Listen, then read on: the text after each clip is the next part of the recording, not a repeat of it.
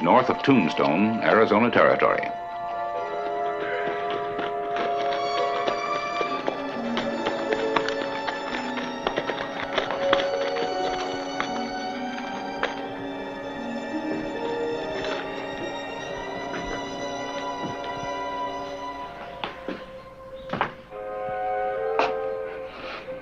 Kind of a quiet town, isn't it?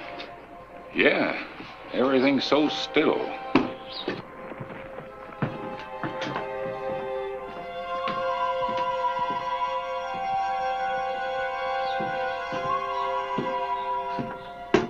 There's not a soul in sight.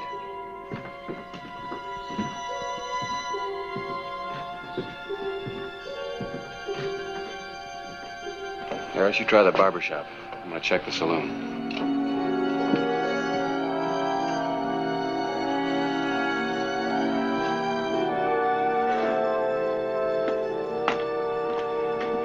Nobody in there either.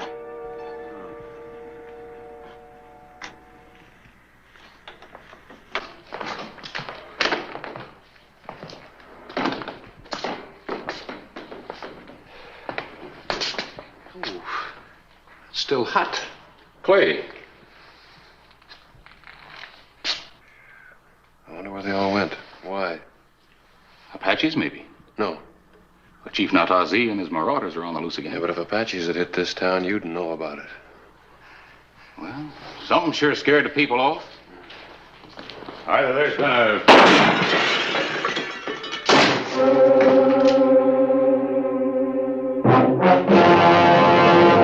An actual account from the pages of my newspaper, the Tombstone Epitaph. This is the way it happened, in the town too tough to die.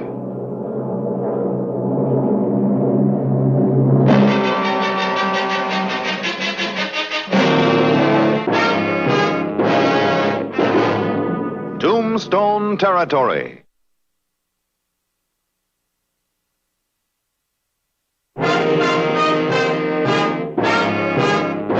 June 14, 1881. The sheriff of Tombstone and I swung through the small town of Osage on our way back from Fort Bowie to find it empty and deserted. Except for a mysterious sniper.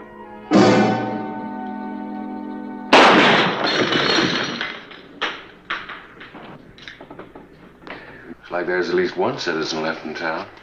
Across the street, upstairs.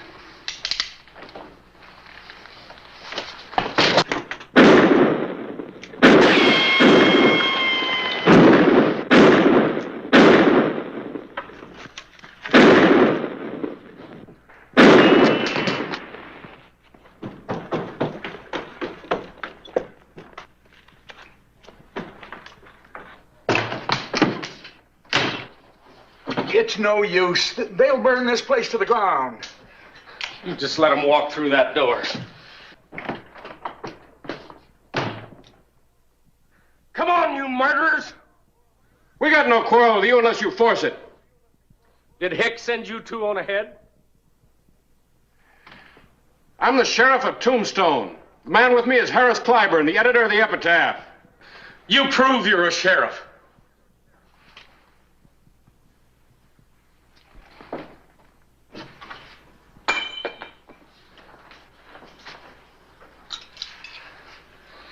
Figure it might be a trick.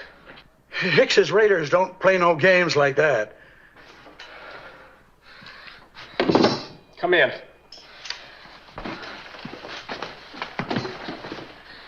That why you shot at us? Thought we were raiders. They're coming. They're coming to town today. I thought that bunch operated only in Texas. It's getting thin pickings for them there.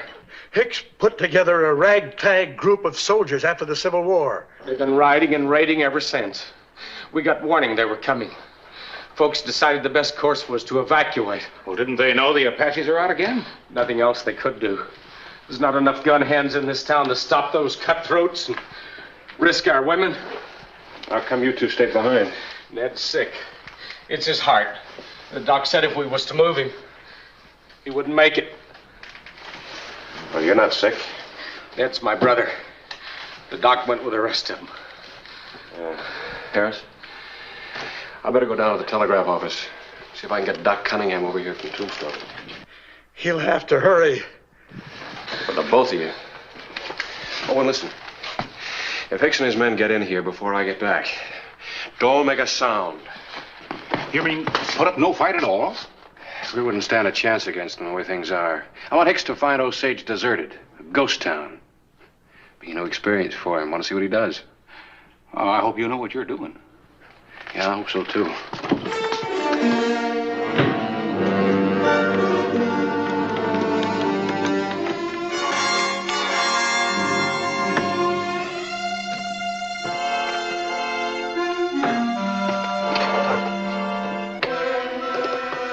Clay Hollister discovered that the telegraph wires to Osage had been cut, cutting off the only connection with the outside world.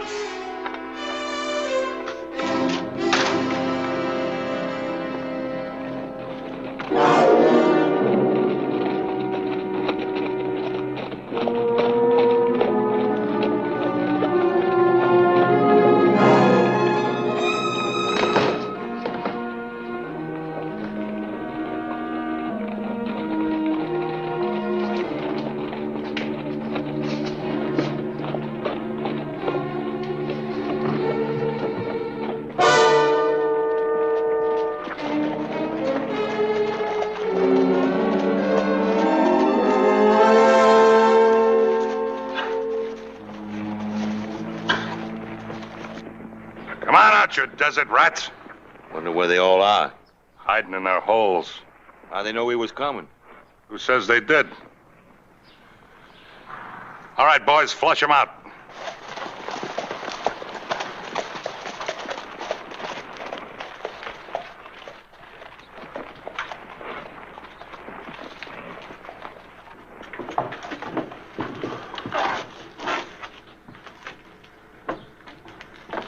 It's empty. This time of day? Way it looks, there's nobody in this whole town. It must have been tipped off. Joe Parsons. Said he was going home. Said he couldn't stand it no more. But he knew he was coming here. Yeah, he knew. Joe Parsons. Maybe we'll meet up again. So the whole town ran for it. Bunch of cowards. Well, Hicks, I guess you can't blame him. That's enough, Sheldon. You're beginning to think like Parsons. I'm thinking about the others we've lost. The ones that have been dying from hunger, from fever, and from gunshot wound. The ones that have been rotting to death, just plain rotting to death. Driven out of Texas to this. Now look. Hicks, I took all the money out of the bank. Vault's lying open, clean empty. Took all the purty gals, too. What do we do now, Hicks? Pick up their trail and go after them. They were scared enough to run. There won't be much fight left in them.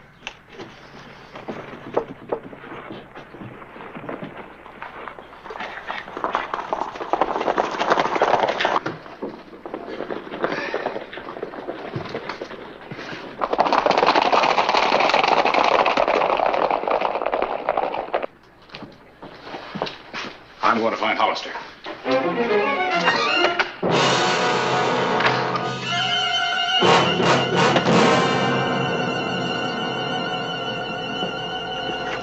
Get your hands up, Lawman. Where'd you come from? Out of the woodwork? Y'all never figured he'd leave a couple of us here, did you? You're gonna find out. Drop your guns!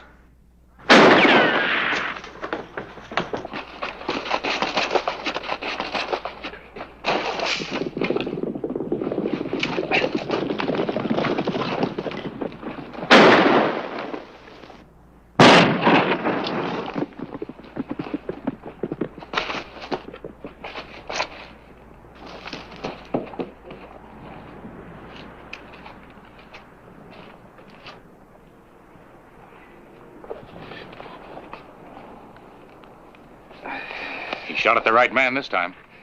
And didn't miss. Well, what now? We're gonna go catch Hicks. Well, you figure the two of us can take what's left of that gang? Well, he doesn't know there are just two of us. Besides, I'll figure out something when I get a look at the terrain.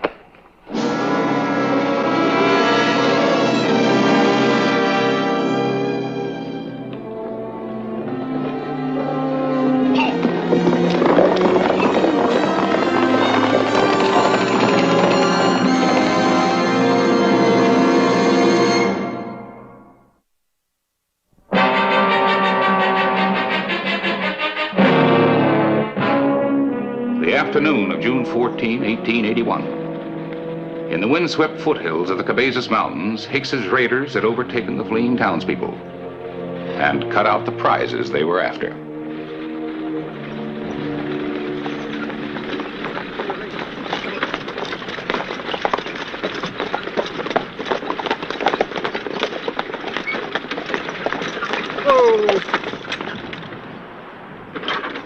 What are you stopping for? There's a tug coming loose.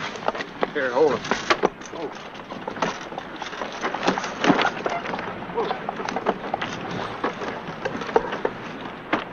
Hicks, why are we going back to that town? He's getting us the money he hid. Aren't you, Mr. Banker? You let the women go, then? That's a chance you'll have to take.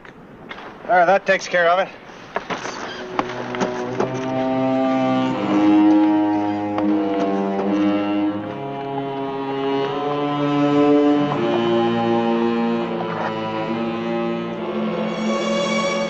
Clay Hollister thought we had lost the trail. It was windy, wild Indian country unknown to either of us.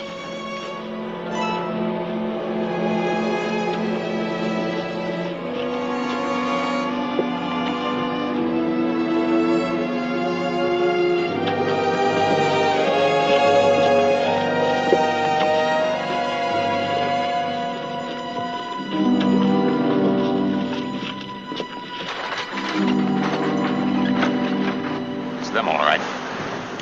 Yep. You said you'd decide what to do when you saw the terrain.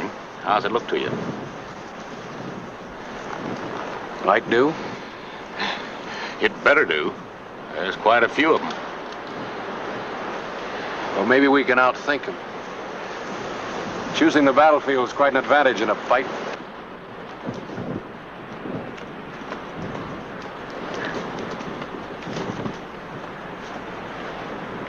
Harris, run the horses up in those rocks. You mean you want them in plain sight? That's right.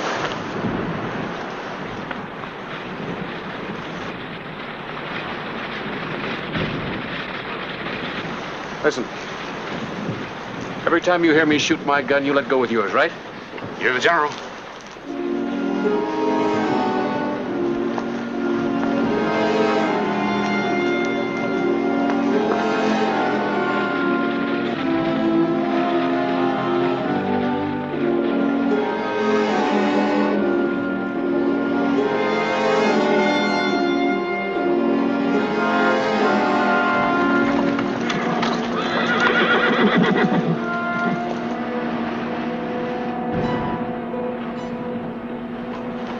What's the matter?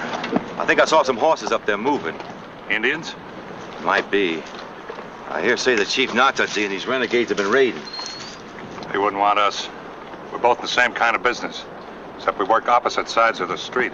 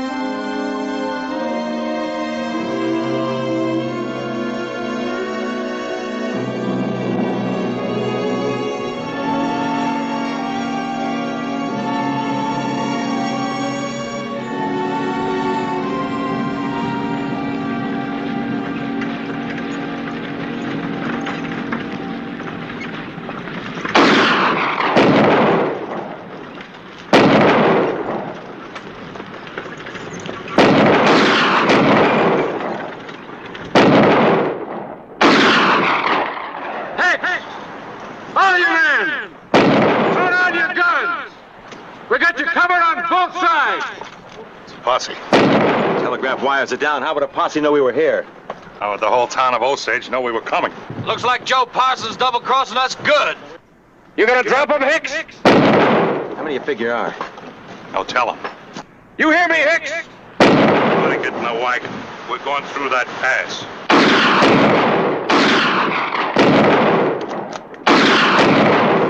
That's an order. Get in the wagon.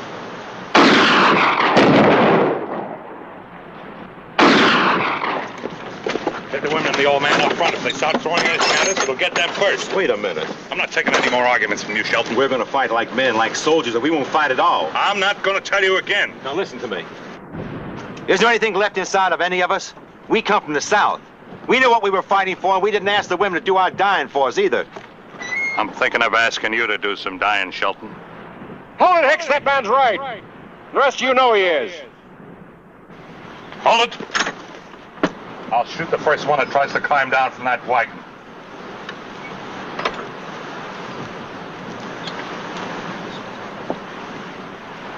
Now, Shelton. Hicks! All right, I'm in charge now. Ain't nobody aiming to oppose you. All I can say is that we're not only outnumbered, but we're outmaneuvered no matter which way we turn. Anybody want to contradict that? The end's been coming for a long time, and there's only 4 of us left. All right, toss your guns in the road. You heard the man.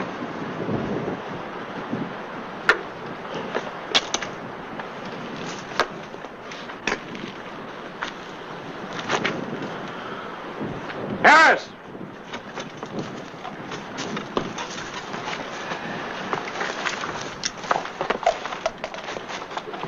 Where's the rest of them? Just 2 of us. I don't know who you are, mister, but I don't cotton to a trick like that. Just remember, if I ever get the chance, I'm gonna kill you right where you stand. Well, I'll try to see that you don't get the chance.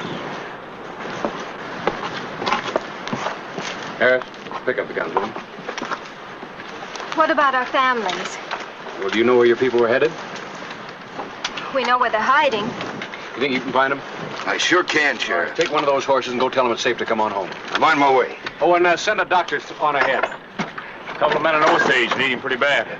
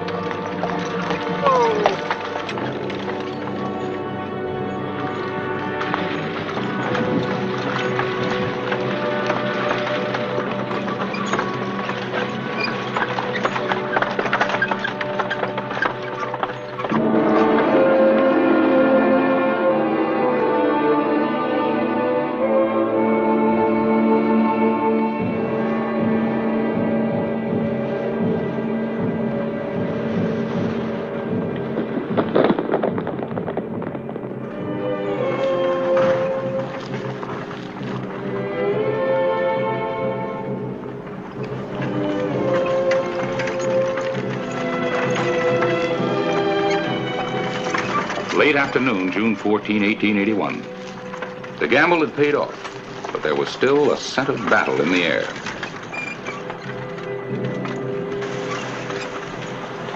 Apaches. Chief Natazi, marauders.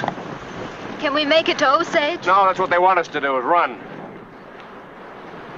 Pull the wagon in there. They can't get behind us.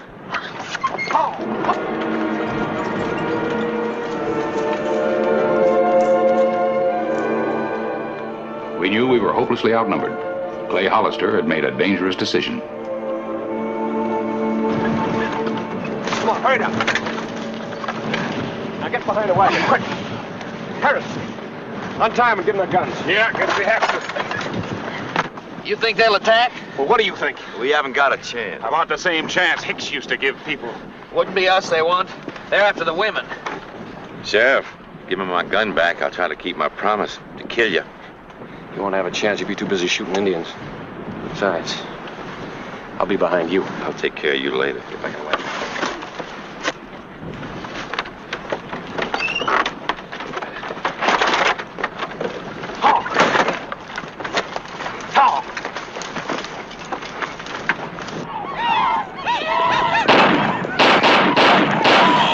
Here they come.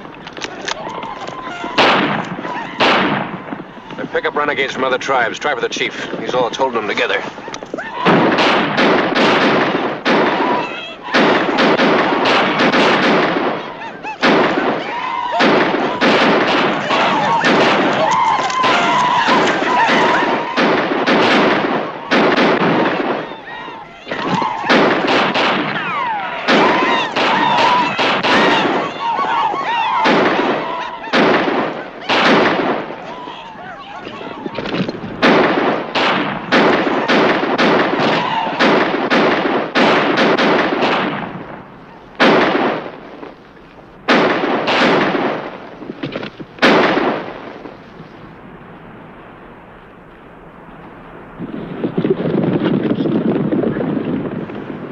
it over? No, ma'am. They'll be back. That's just the first skirmish to test us. Oh, here they come again.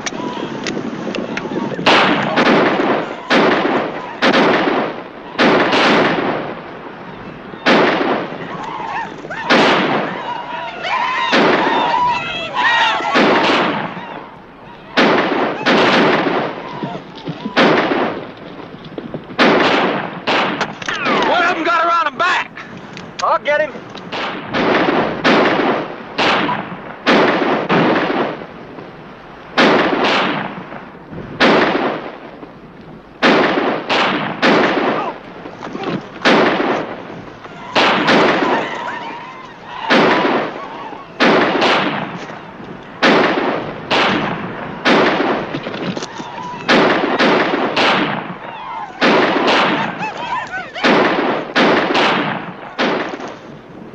Dead.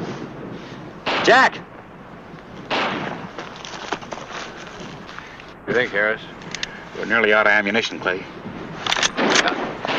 And they know it. Next time they'll ride right over us. Well, what do? Die here with a purpose? Or die later?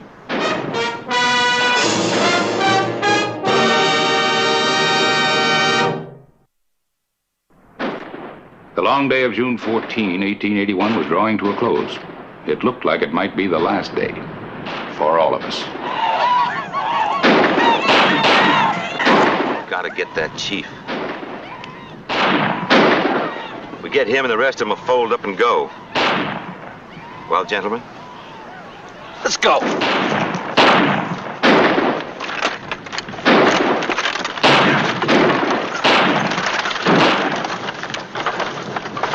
They're running for it.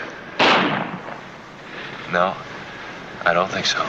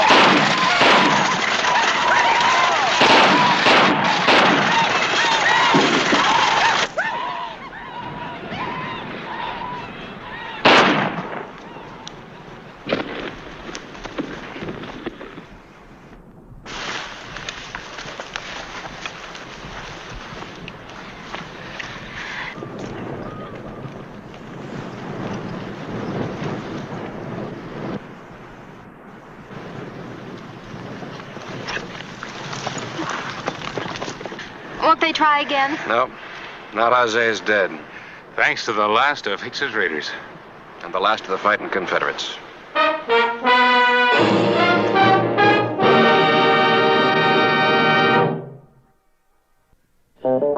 Whistle me up a memory, whistle me back where I wanna be.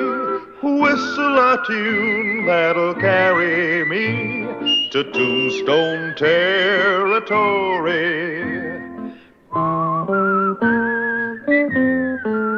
If your past has run afoul of the law, it's a handy place to be. 'Cause your future's just as good as your draw in Tombstone territory. Whistle me up a memory, whistle me back where I wanna be. Whistle a tune that'll carry. Neil Wheaton, one of Clay Hollister's new deputies. Wheaton liked guns. They were his weakness. Get it fixed? Nothing to it. I ain't been stuck. Man should look after the tools of his trade. Could save his life. Or get him killed.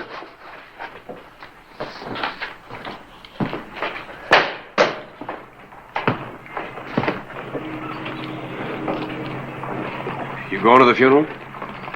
Them things depress me. I think you ought to go. You being there ought to be enough. Ordinarily it would be, but this time is different. What's so different about it, Clay? You killed the man. An actual account from the pages of my newspaper, the Tombstone Epitaph. This is the way it happened. In the town too tough to die.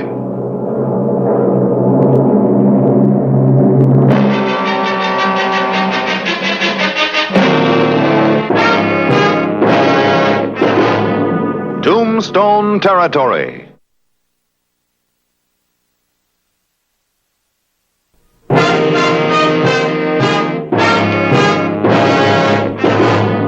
January 17, 1882. Another man had been buried on Boot Hill, killed in the line of duty by Neil Wheaton.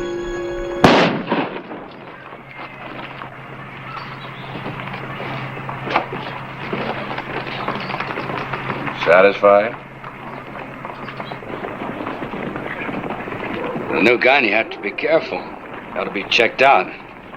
You do that at the factory.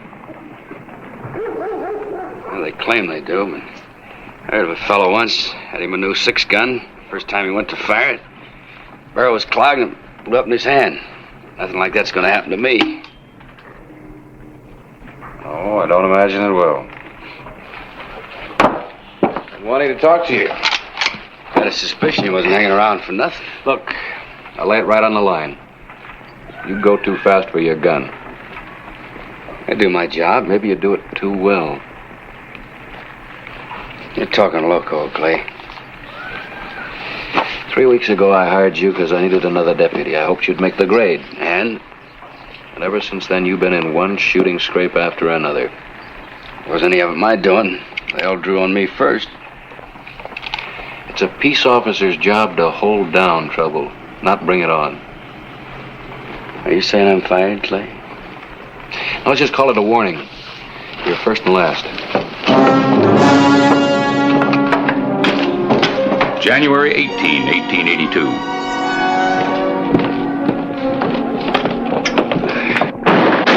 The Oriental Saloon. Let's go.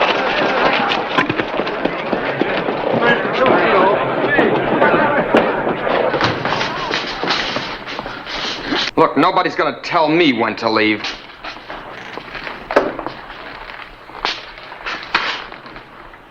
I'll handle it.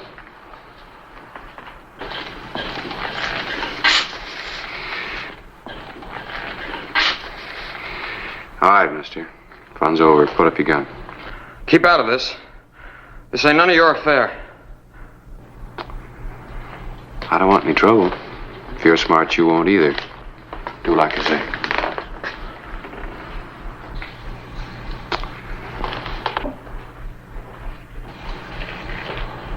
Come on.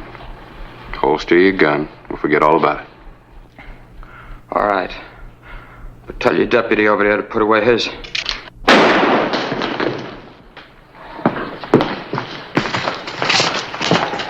Is he... He's gonna be all right.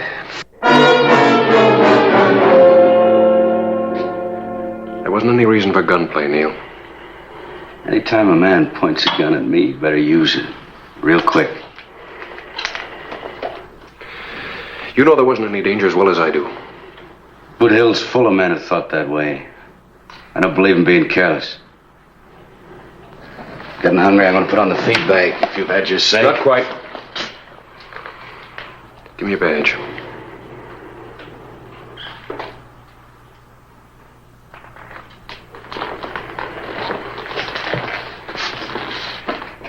You're not right for a lawman, Neil.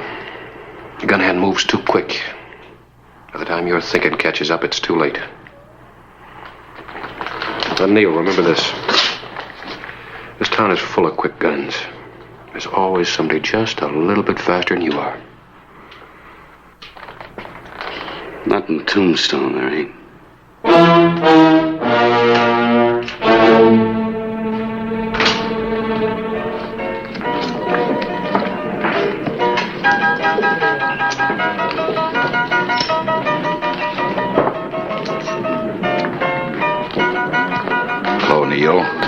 see you lost your badge. Yeah, permanently. Sheriff thinks I'm too fast with my protection. Have one on the house. No, thanks. Makes a man careless. I like to be able to tell my friends from my enemies. Got any plans as to what you're going to do now? Mm-hmm. Thought maybe I'd come to work for you. Doing what? Thing I do best. Got a nice place here, Richie. Nicest in town. Could be better with protection. And we've got Hollister and all the other deputies. Sure you have, but they can't be everywhere at once. If you had your own gun on the premises, it could save you a lot of headaches. Sounds like a good proposition. With your reputation, you might hold down trouble. I'll think it over. Has to be now. The Crystal Palace has already made me an offer. All right, Neil. But remember, your job is to hold down trouble. I don't want any customers shot. Oh, of course not. You're a good businessman. When you want to come to work? Maybe you didn't know it. But I was on the job when I walked in.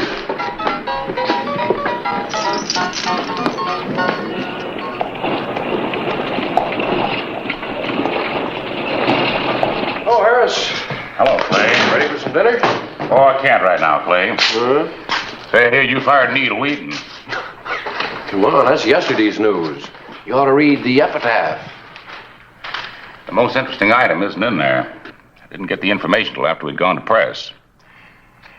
Your ex-deputy has a new job. House gun at the Oriental. I thought Richie had better sense than that. I can see the future headlines now. Violence flares at the Oriental. Neil Wheaton, former deputy, was forced to shoot. All right. I know how it'll read. Nothing to do about it, I suppose. No. Just wait and hope. No dinner, huh?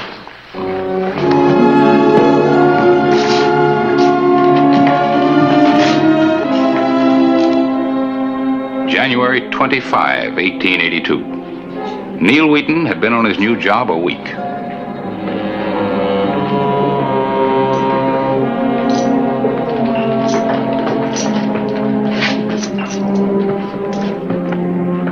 Evening, Hollister. How's it going, Richie?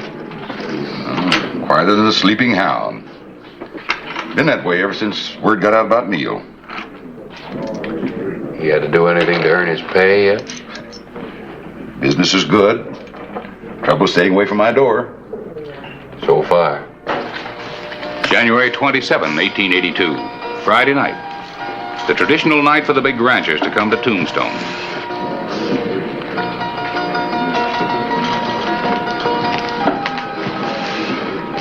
It's too cool a night to be sweating, Richie. It's been a bad night for my house men. Thought someone must be breathing hot on your pocketbook. Breakings. Every time Matt McCord comes to town, he takes me for a bundle. He's already clipped the house for $9,000.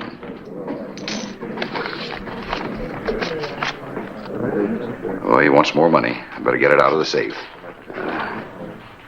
You want me to hex McCord? Yeah, you do that. Be worth a lot to me, an awful lot.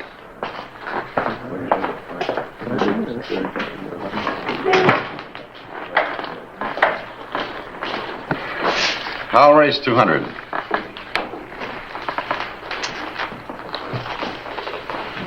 Keep your hands above the table, McCord. You calling me a cheat? I'm not calling you anything, just a warning. Let's play cards. I pass. I call. 3 ladies. Beats 3 jacks. That's all, gentlemen. This game's called for tonight. Something new, Adam Wheaton? Just decided to put it into effect. Do you mind? Suits me. I can find plenty of places to gamble. Not if you win the way you did here.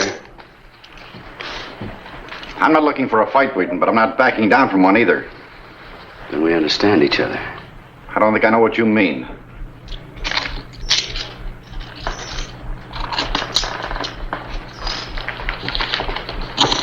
Leave it.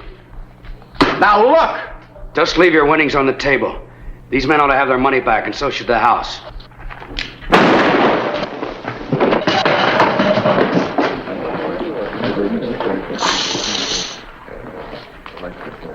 McCord won too much and too often, to be honest. If he hadn't been a cheat, he wouldn't have drawn. Have you gone completely loco? Why'd you want to do a thing like that? You wanted the game broken up. It was your idea. Didn't say anything about gunning McCord. You said to hex him. You were fired, Neil, as of right now. You said it'd be worth a lot to you. You owe me $500 and a raise in salary, and I'm sure you're a man who pays his honest debts. That's blackmail. Let's say it's good business, huh?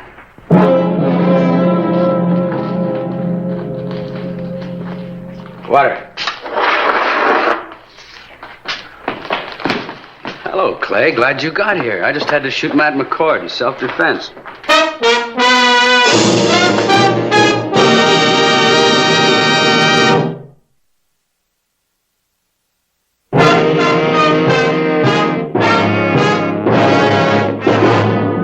January 27, 1882. Later that evening, Clay Hollister investigated the killing of popular rancher Matt McCord.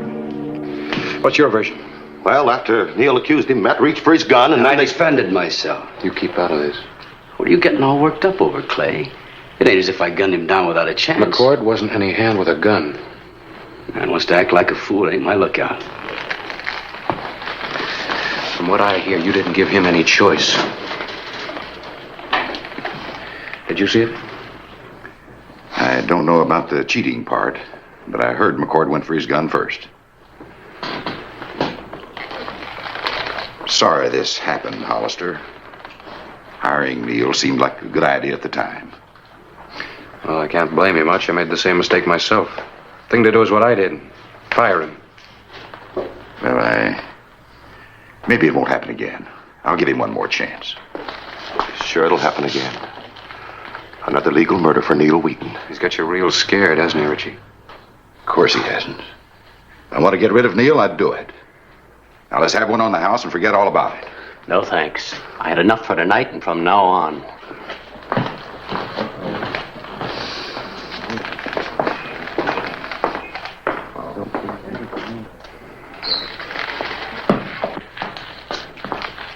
Better luck next time, Clay. You got a bad case of gun fever, Neil. Only cure I know for it's a bullet. Want to try me? Only if I have to. Like I said before, it's a peace officer's job to keep down trouble, not bring it on. Just as you say. Anytime you're ready, say the word. Now that we've settled that, have a seat. We'll play some showdown. You got more important things to do. Such as? There's a nice straight road out of town. Use it. The only way I'm leaving is feet first. If that's the way you want it, that's the way it'll be. Go ahead, I'll give you the jump. No, I don't want to kill you. Just do like I say. You're fast, but not that fast. What are you waiting for? Go on. Won't ask you again. Next time I'll... There won't be any next time, and you know it.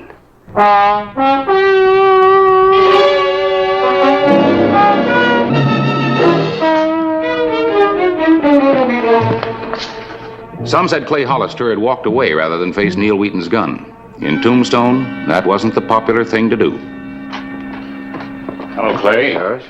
You know George Pickett and Walter Henry. Take a seat. This isn't a social call, Hollister. Matt McCord was a friend of ours. We want to know what you're going to do about his killing. I've already served notice on Neil to leave town. Doesn't seem to have registered too strong. He's still around. Still working for Reggie, too. We don't want to pressure you, Hollister. But if you don't do something about Wheaton, we will. Like what, for instance? Matt McCord had a lot of friends in this part of the country. They're mighty stirred up. I see. Anything else? Guess that's about all we have to say. We mean it.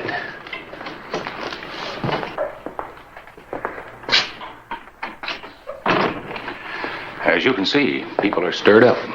Yeah, well, that's a funny thing about people. They love to see a fight, but they're so sad when somebody gets killed. Well, that's human nature. You got a reputation to uphold, Clay. If you don't act soon, you might have to leave town yourself. I wouldn't like to see that. Well, what do you want me to do? Pick a fight and force a shootout? Well, I'm a peace officer, not a hired gun. I didn't mean to shout at you. If it helps, go ahead. Well, it helps, but it doesn't change the situation. I think I'll take a walk. Any place in particular? Have a talk with Neil.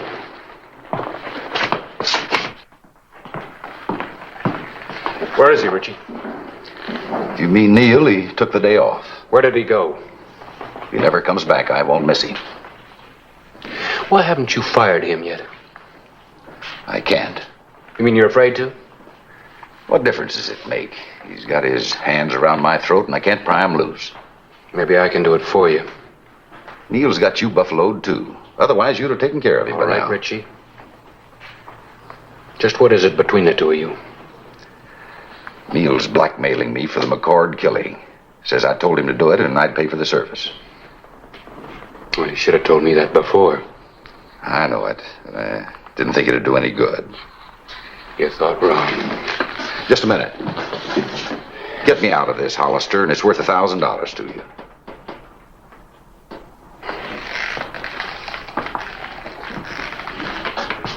You never learn, do you, Richie?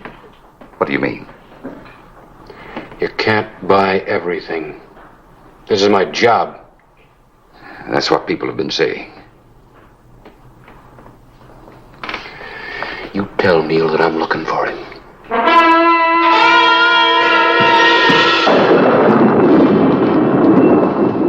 Storm coming up?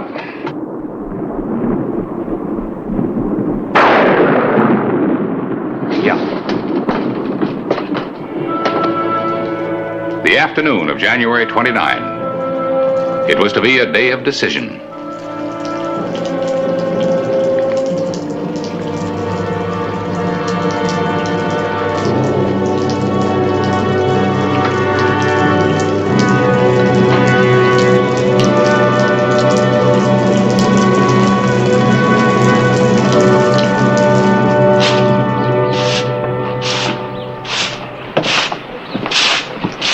Wallace?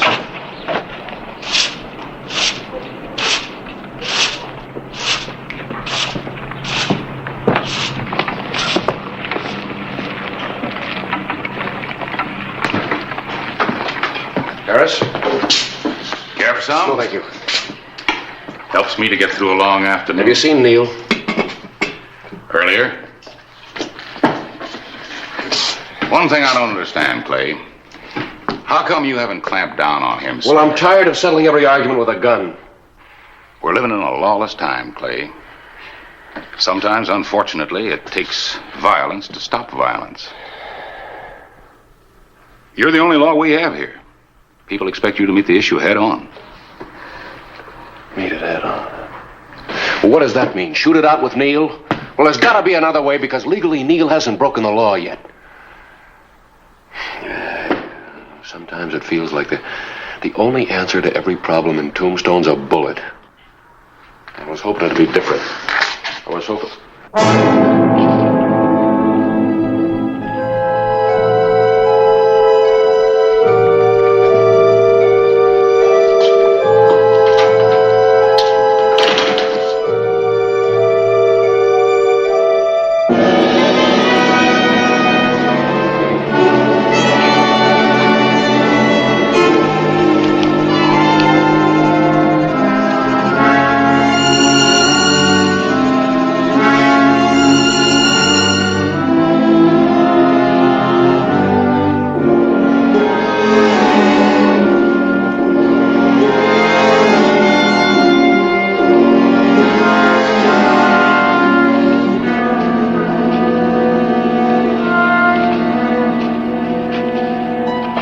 Talk to me, Clay. I do.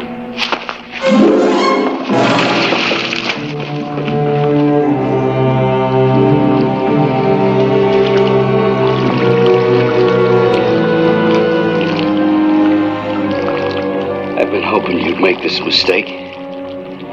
I'm waiting. It's my pleasure.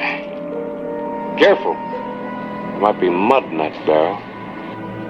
Could be clogged, blow up. Like with the fella you were telling me about.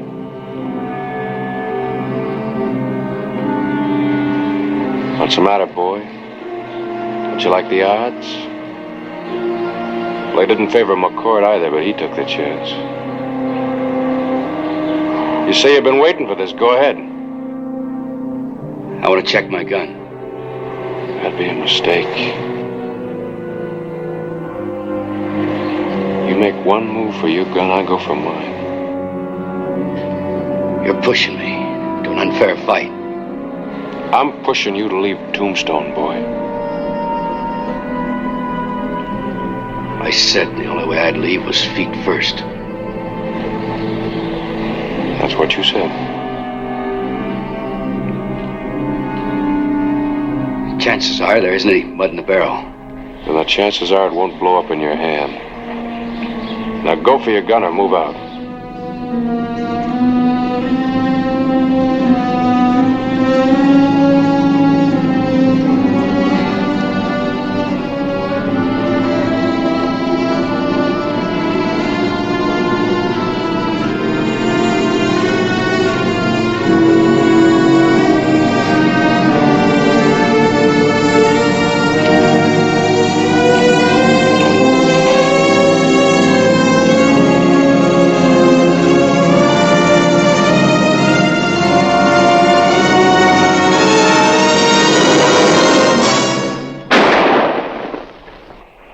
Works. Want to use it?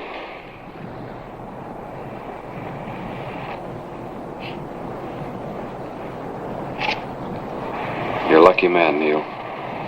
I'm giving you a chance to live. Take it. Out of town.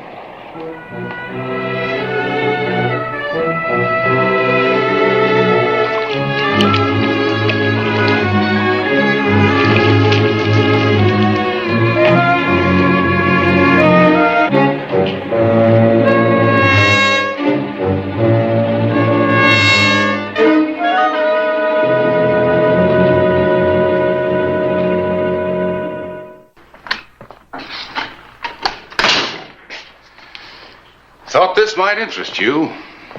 Editor of the El Paso paper sent it to me. Oh? Neil Wheaton killed by Madden Roberts. Another victim was added to Madden Roberts' growing list when today he shot and killed. I kind of thought Neil would be headed back this way sometime. I guess now he won't be. Always somebody just a little bit faster. Fella here says he'd like a crack at that deputy's job we got open, Clay. Wants to be a lawman. Well, I'll be glad to take. We got business. Need some help?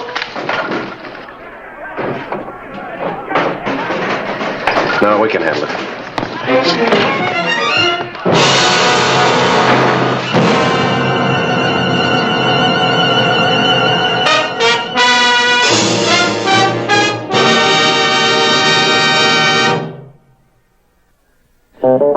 Whistle me up a memory, whistle me back where I wanna be, whistle a tune that'll carry me to Tombstone territory.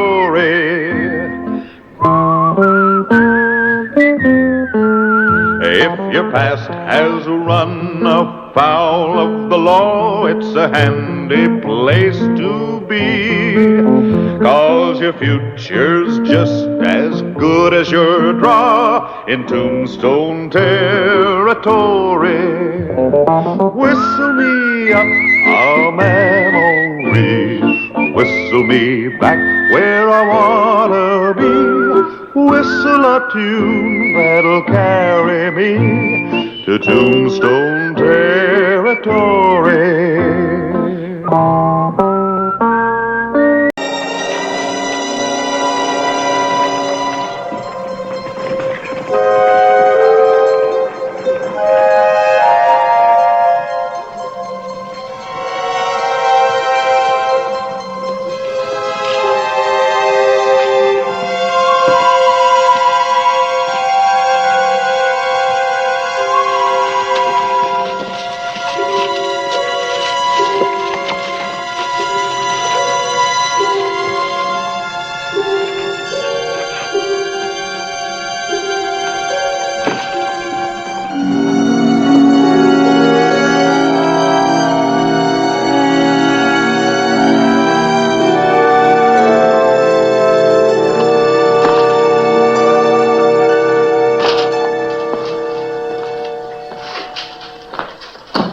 Oh, good morning, sir. I'll be with you in just a minute.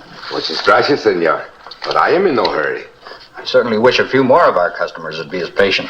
Oh, that is right. It is so easy to make a mistake. Absolutely. I have a great responsibility here. Oh, I know. Trail-weary, Clay Hollister returned to Tombstone after delivering a deserter to Fort Huachuca.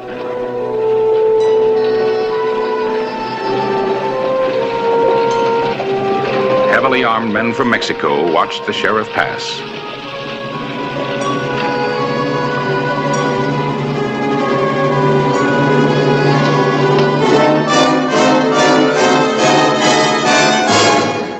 I am still in no hurry, senor.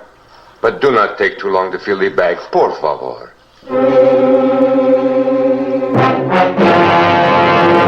An actual account from the pages of my newspaper, the Tombstone Epitaph. This is the way it happened, in the town too tough to die.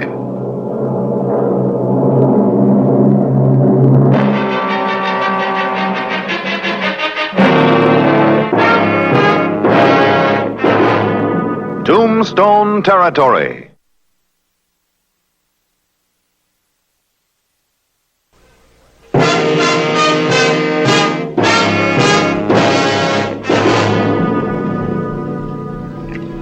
August 2, 1882. Unsuspectingly, Sheriff Clay Hollister had ridden past while the notorious Augustine Ramirez was robbing the Bank of Tombstone.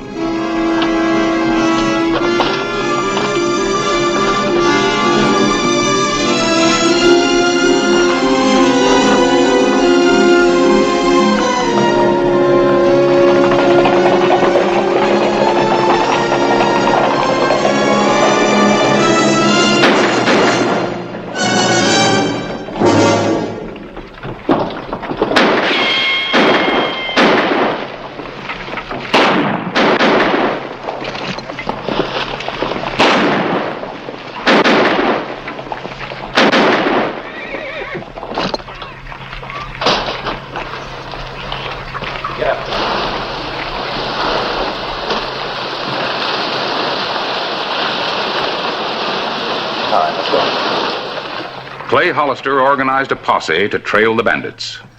Jim and I jailed Ramirez and two of his men. It was foolish of the sheriff to go after Sancho and the others. Long rides are so tiring. Maybe your next ride won't be so long, Ramirez.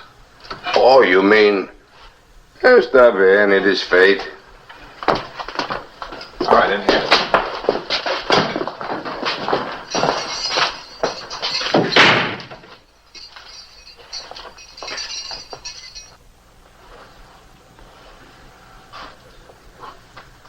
You're looking at me, senor.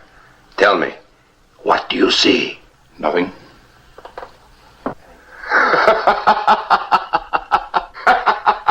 I'll send for the doc. All right. The night of August 2, 1882. No luck.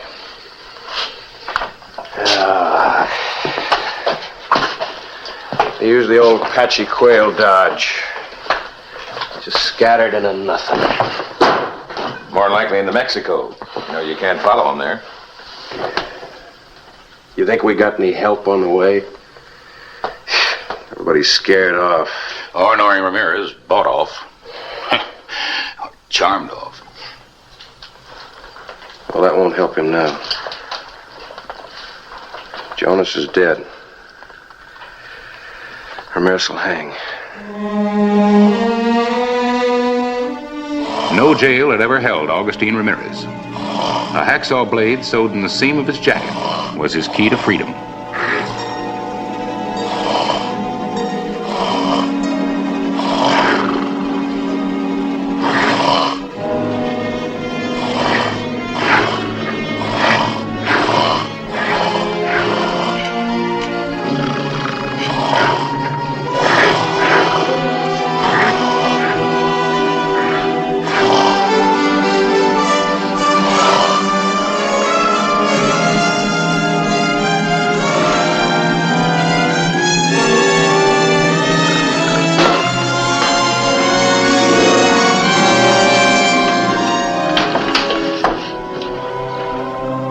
The morning of August 3, Ramirez had escaped, leaving his two henchmen.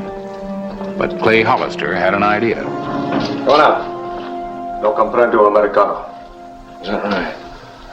Well, yo habla español, amigo. All right, senor. It's obvious we're never going to get Ramirez's hideout out of him. Wasn't intending to. But I wonder what that other fella in there is thinking about now.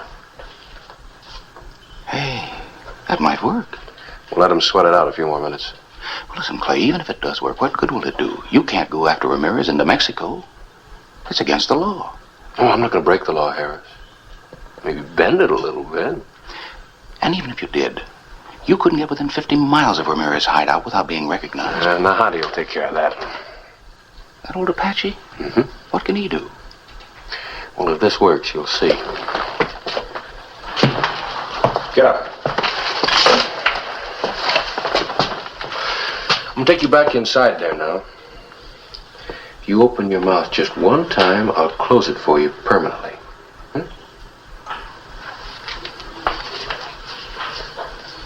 Can't have his buddy thinking he didn't resist a little bit.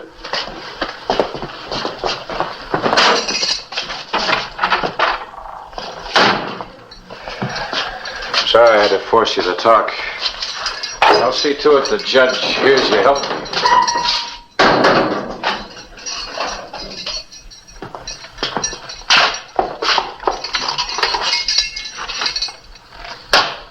Your turn, friend.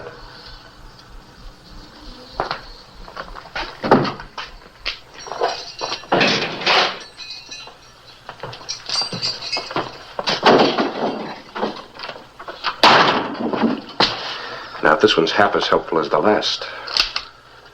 Yo no hablo inglés. Like I told your friend, I speak Spanish, so make it easy on yourself. I know nothing. Well, I know plenty. Once your friend got started talking, he couldn't stop. I know where Ramirez is hiding, but I don't know how to get there. You take me there. Maybe the judge will go easy on you. Senor, I take you to Lugar de Perdido and we both would end up feeding the coyotes. Lugar de Perdido? Si. That's it. Jim, lock him up. Vamos. I got a date with an old Apache friend. Clay, Lugar de Perdido? Place of the lost.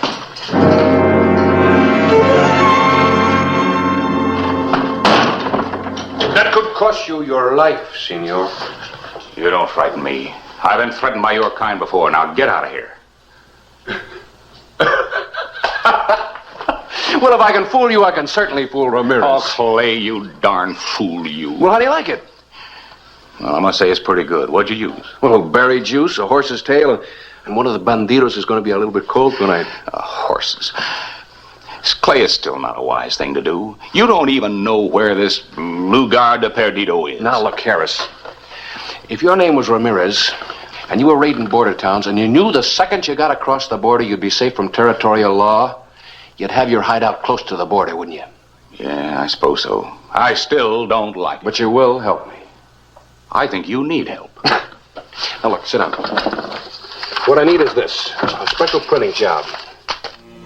August 6, 1882. In Old Mexico, Clay Hollister rode the border trails of the Guadalupe Mountains. The afternoon of the third day, Lugar de Perdido, the place of the lost.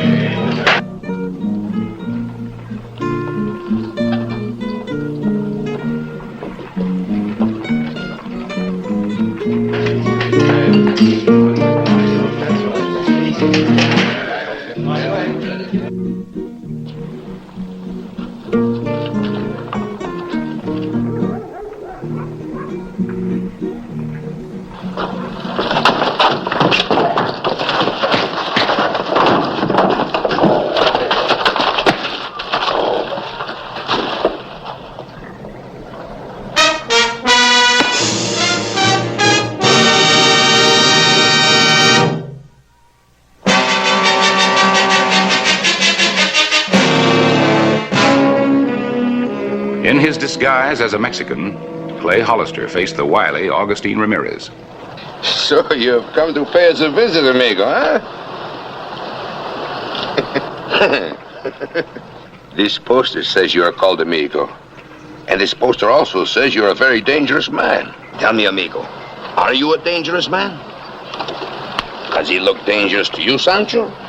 Sí, mi jefe, he does.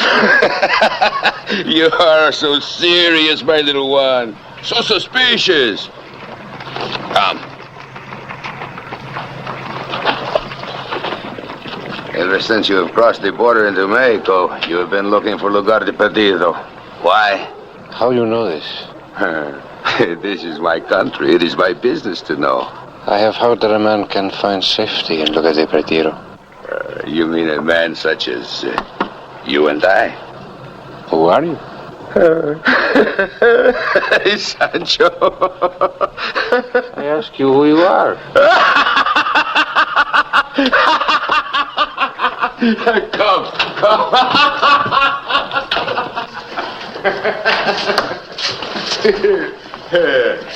What will you drink? Nothing. But I am hungry. Sancho, bring some food for a hungry man. Tell me, amigo. See? You were joking. You know who I am. No. I am Augustine Ramirez. No? You honest do not know who I am? No. It's all right. I will not shoot you. Oh, thank you very much. Sit down, sit down.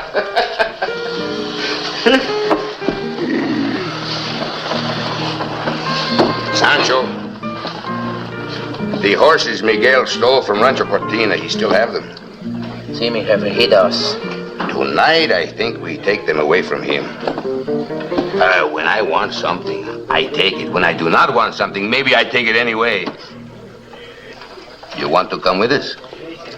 You seem to me kind of foolish to risk your neck for just a couple of horses. You are right. It might be dangerous. Oh, but not for you.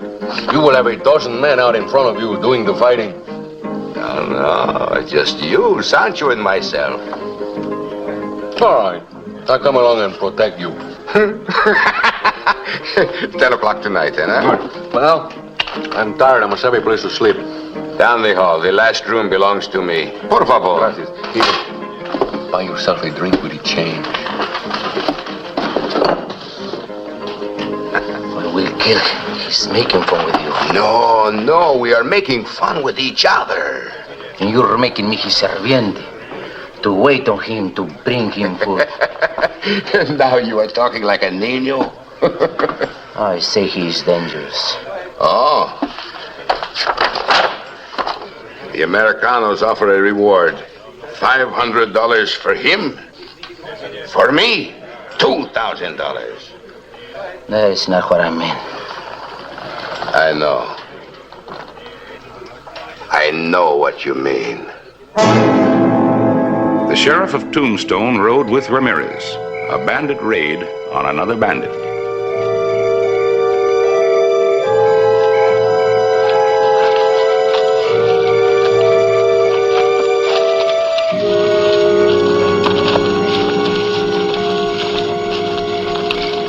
Nachito, you stay here.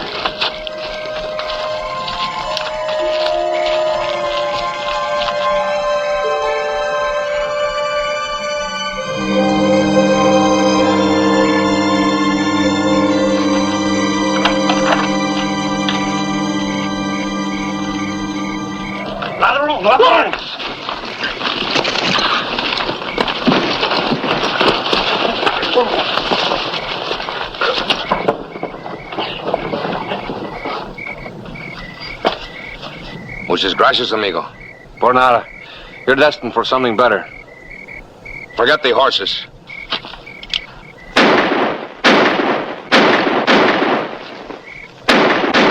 Here, amigo. Forget the horses.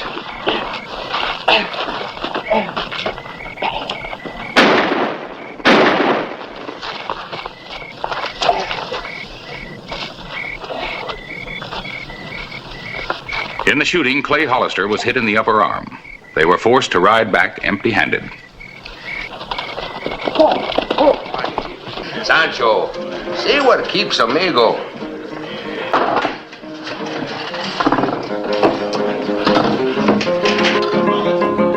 Clay Hollister's wound was a complication he couldn't afford. Getting Ramirez back across the border where he could arrest him became a race against time.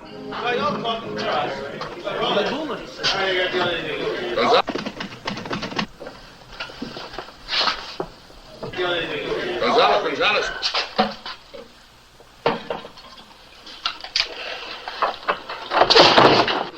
Why did you come back here? Mi jefe, he wanna see you. And I warn you, leave lugar. Maybe another time you're not so lucky. I had a feeling it was you. It was. Next time, do not miss, because I will not. That is a promise, senor.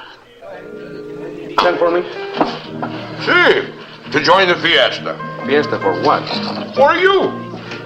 You have saved my life. How is the shoulder? Bien, hermano. Maybe you would like to have Lupe take care of it better, huh? Le duele mucho. Está bien, está bien. I want to talk to you, alone. Oh, you sound like serious business. It could be profitable business. I like that kind of business.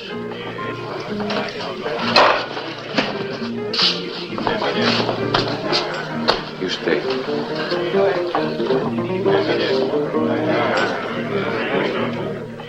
How would you like to make $2,000 or $3,000 in gold with no shooting?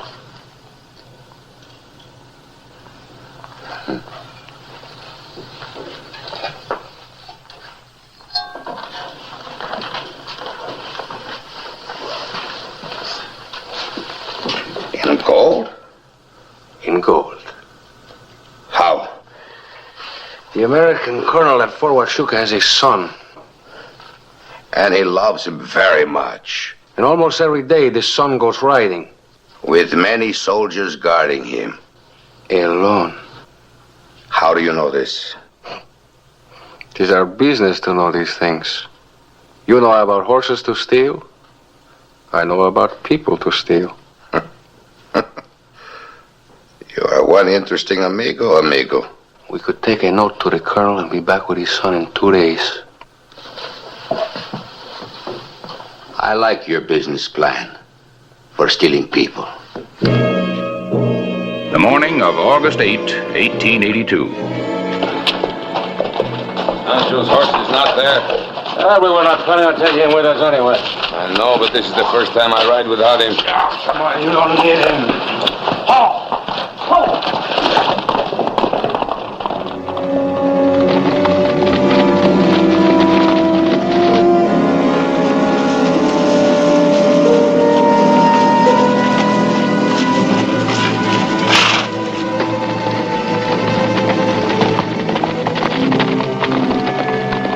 The afternoon of August 8, 1 mile south of the Mexican border. I think we rest here a while.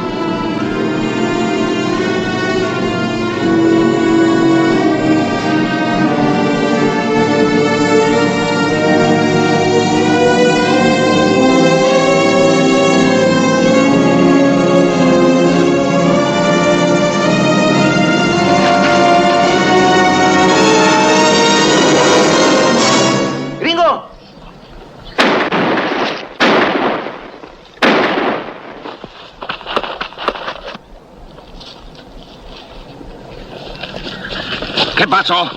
El brazo de un bandido.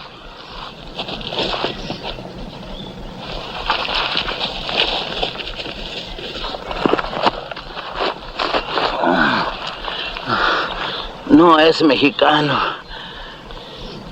Es un gringo. Sancho, mi muchacho. Sanchito.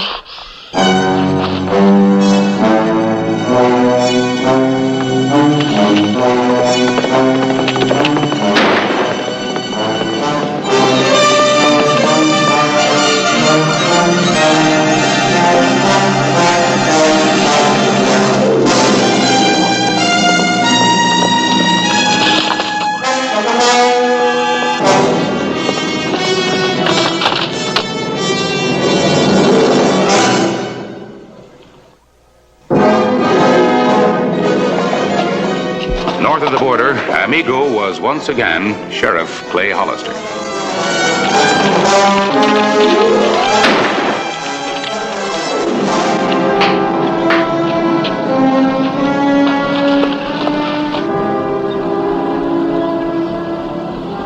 You're under arrest, Ramirez. You killed Sanchito. I don't want to have to kill you, too.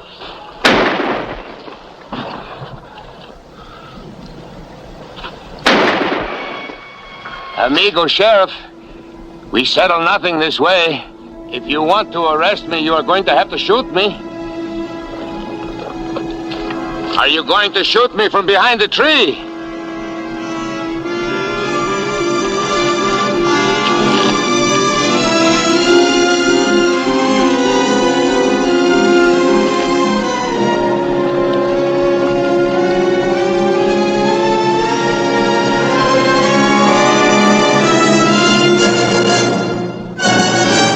This is for Sanchito.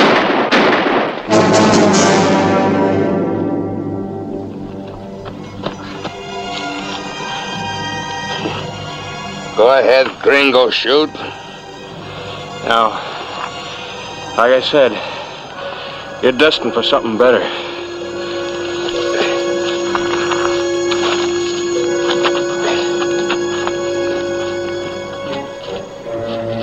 Augustine Ramirez was destined for something better. Tried and convicted, he was hanged on August 15, 1882.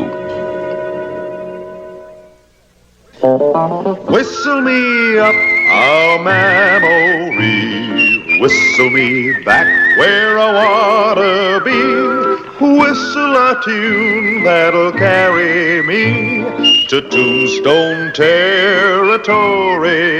If your past has run afoul of the law, it's a handy place to be, 'cause your future's just as good as your draw in Tombstone territory. Whistle me up a memory, whistle me back where I wanna be, whistle a tune that'll carry me to Tombstone.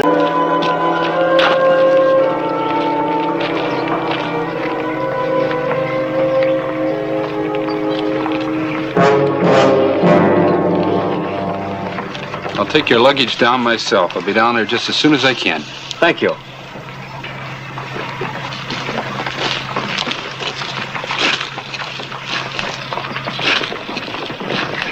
That road could choke a horse. Who is he, Luke? Sure, I've seen him before. You did. He used to work for Kwong Key over at the Can-Can, polishing the brass and stuff. Well, what do you know? A large Chinese population in Tombstone was centered between Fremont and Toughnut Streets. Lum Chen and the beautiful girl left immediately for the Chinese Quarter.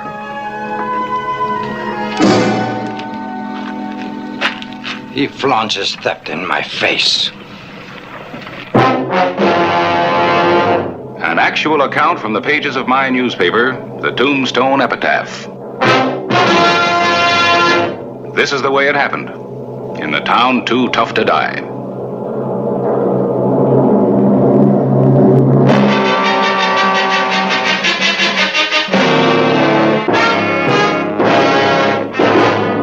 Tombstone territory.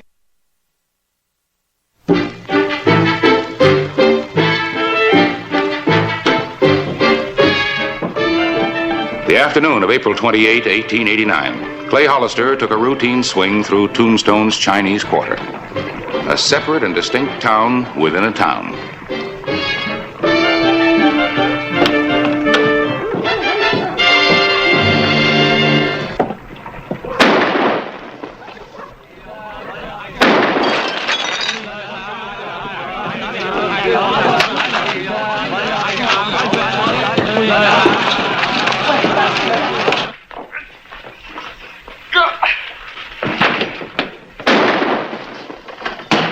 Open up!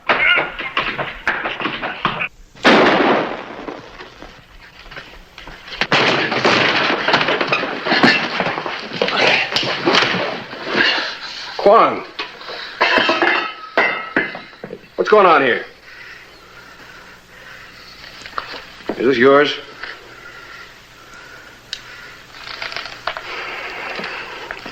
You gonna tell me what's going on, or I'm gonna lock you both up? Well, I'm waiting for an answer. The gun went off accidentally. 4 times? It's not a very good weapon. Oh. All right, that's the way you want it. You're both under arrest. Get moving.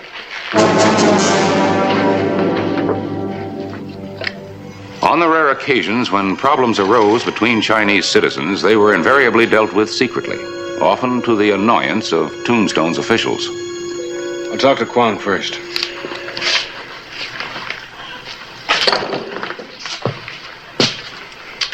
You ready to tell me all about it? It is a matter of no concern to any but ourselves, Mr. Hollister. A private matter. When men try to kill each other, it ceases being a private matter.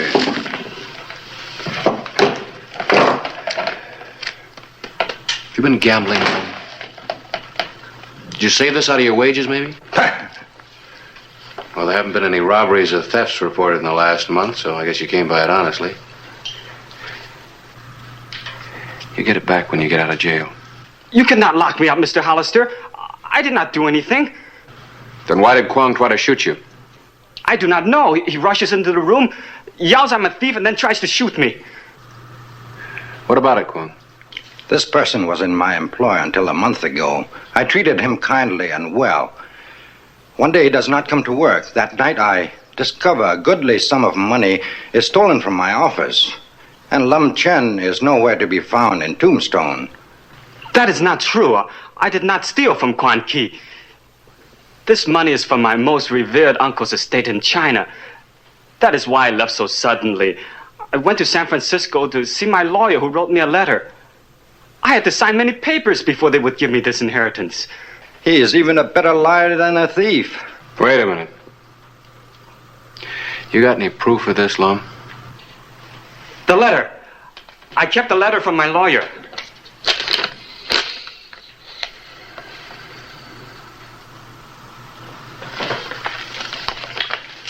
Looks like you owe Lum Chen an apology. This humble fool begs Lum Chen to forgive him for actions and words more suited to a braying beast. If the stupid one, that is myself, would have told the honor Quan Ki of his good fortunes, then Quan Ki would not have thought so badly of him.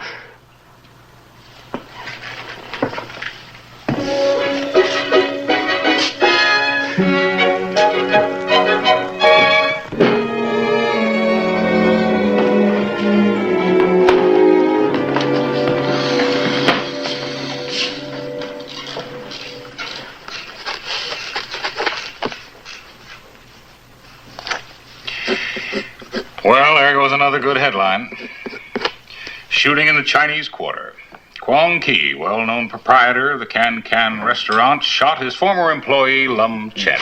Guess you're just gonna have to be satisfied with the robbery in Kwong Ki's office. Oh, that'll make a fine headline. A month-old robbery. Oh, well. Oh, but don't print it yet, Harris. I'm working on something. Any leads? Been trying to find Lum Chen. He might have some information. The inscrutable Oriental. Well, you'll have to admit they give the law less trouble than any other comparable area in Tombstone. True. Still, I got a job to do. I was down at Mary's boarding house. Lum wasn't there, and neither was the girl. Well, he's probably taking her out for a moonlight carriage ride. East or west, a woman's a woman. Nothing like romance. They thrive on it. I wouldn't know.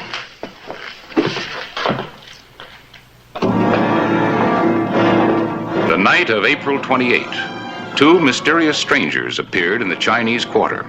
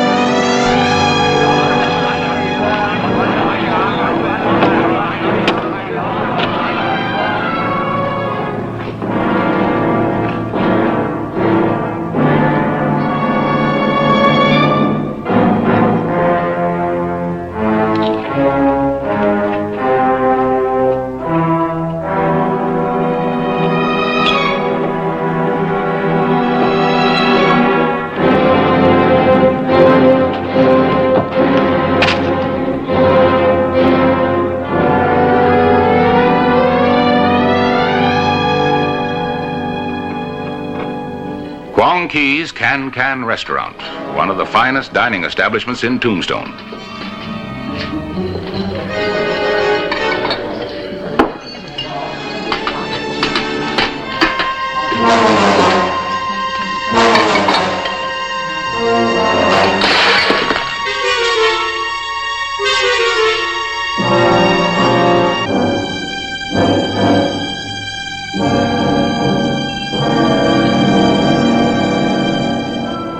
Sheriff Clay Hollister pressed to search for Lum Chen. He was puzzled by the scarcity of people on the streets.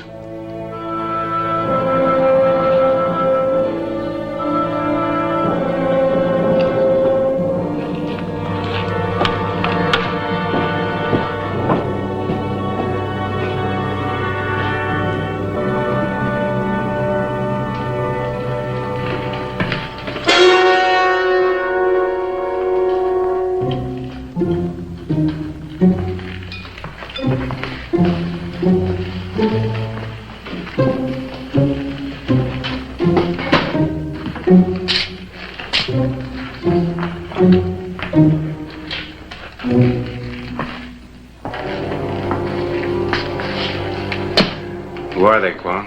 I haven't seen them around. Probably passing through town. They're sure big ones.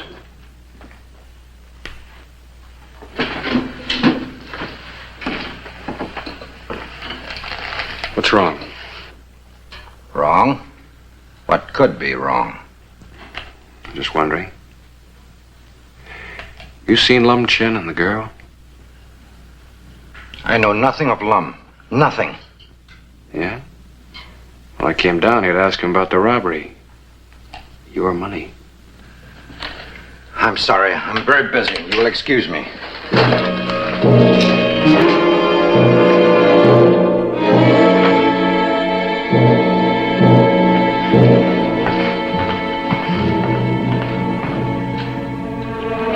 The morning of April 29, 1889. The mystery deepened as Clay Hollister had not located Lum Chen and the Chinese girl, Mei Lun.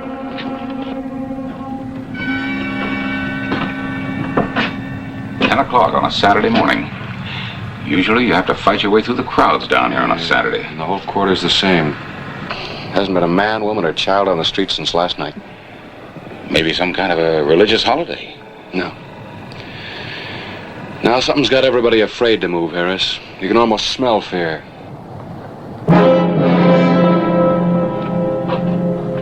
Well, there's a couple that aren't afraid to come out. Where? Over there in front of... Well, now they were there. Two of them. Big as houses. Dressed in black?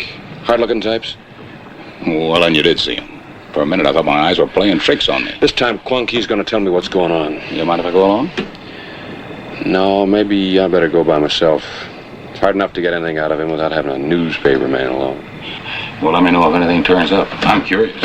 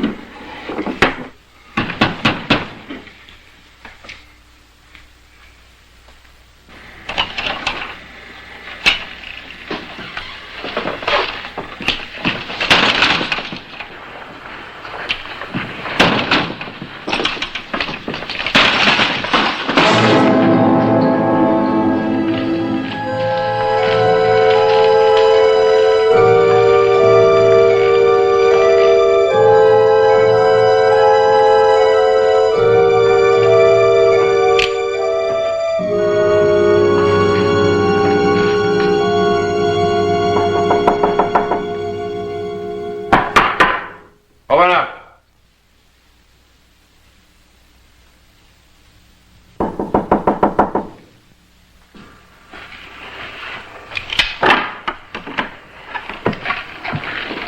I'm glad to see you, Sheriff. Who are you expecting? Is there something I can do for you, Mr. Hollister? Yeah, first of all, get rid of your bodyguard. I want to talk to you. Leave us. Why is my servant not a bodyguard? I want some answers, Kwan. What's going on in the quarter? Going on? I don't know what. Any more double talk and you're going to jail. For what? I have committed no crime. Disturbing the peace. Discharging a firearm within the town limits. Attempted murder on the person of one Lum Chen. Giving false information to an officer of the law. But why? I made my apologies to Lum Chen. He will not press charges against me. Well, if he doesn't, I will. You would do this to me? For no reason? About 30 seconds, unless you tell me what's going on. There's nothing to tell.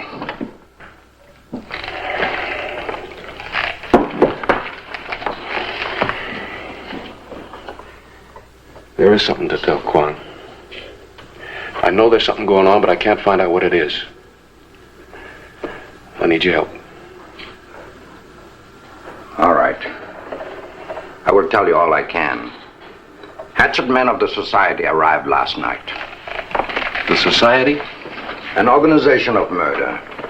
The two men you saw last night, the big ones. To you, they're just two more Chinese. To us, they are messengers of death. They are in Tombstone for that purpose, and no Chinese will dare oppose them. Now you know. Well, who are they going to kill and why? Lum Chen. He offended someone powerful in the society. When you say he's offended somebody, how?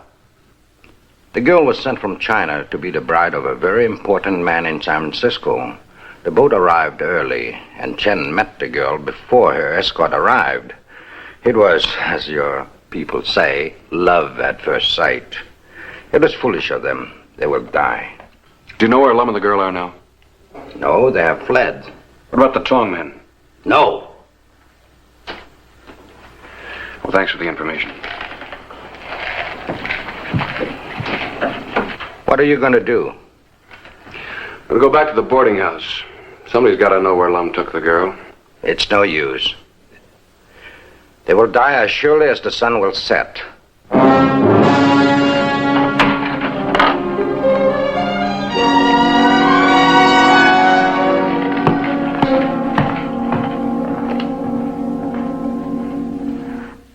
I do not lie, Sheriff.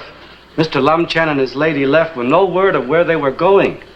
I would surely tell you if I knew where they were. Has anybody else been here asking questions about him? I don't understand. Well, it's simple enough. Has anybody been here asking questions about Lum and the girl? Oh, no. You are the first to seek them. I will tell you if others come. Yeah.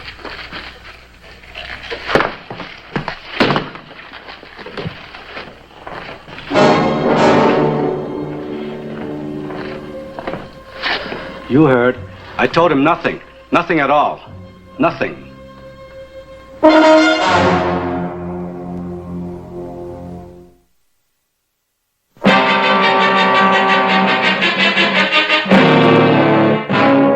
April 30, 1889. The Chinese quarter was still closed. The streets empty. A solid wall of resistance, fostered by fear, met every inquiry throughout the quarter. No one would even admit knowing Lum Chen or his whereabouts. The night of April 30, 1889. Have some? Oh, no. We've scoured Tombstone and all the outlying districts. If the ground opened up and swallowed Lum and the girl and those two killers, it couldn't be more complete. Well, what makes you so sure they left the quarter? They might be right under our noses. Yeah, I know, but I can't go snooping into every closet and back room down there. Come on, drink it. I'm going to get a blanket search warrant from Judge Mason and tear that place apart if I have to. Mason won't go for that, Clay, and you know it. You'll find them sooner or later. Just don't want to find them dead.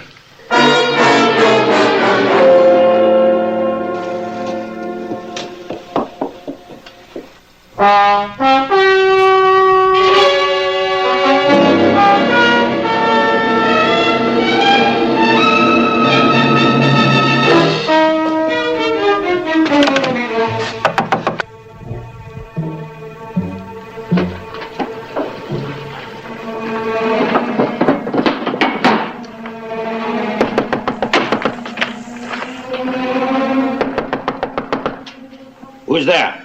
It is I, Lum Chen. You must help us. Go away.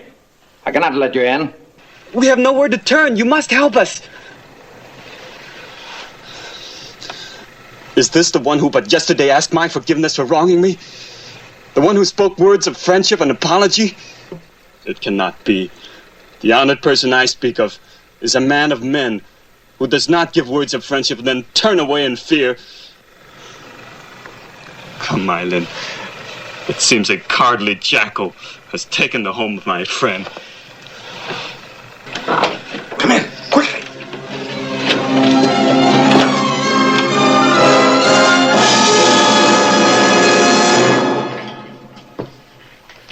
For all we know, they may be dead already. The killer's on their way back to San Francisco. No, I don't think so. What time is it, Harris? 20 after 3. You look tired. You better get some sleep. I'm all right. How can you help people who won't help themselves?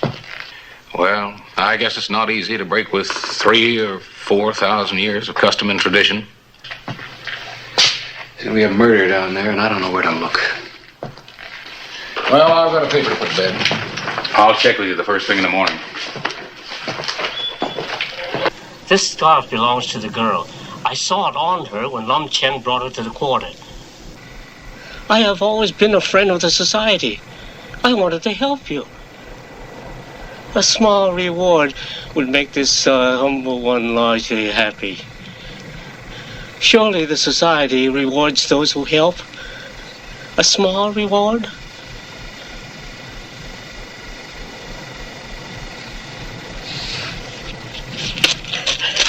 A thousand thanks. The living quarters of Huang Ki. I found the scarf at the back door in the alley. On my oath, this is true. The Lum and the girl must be there.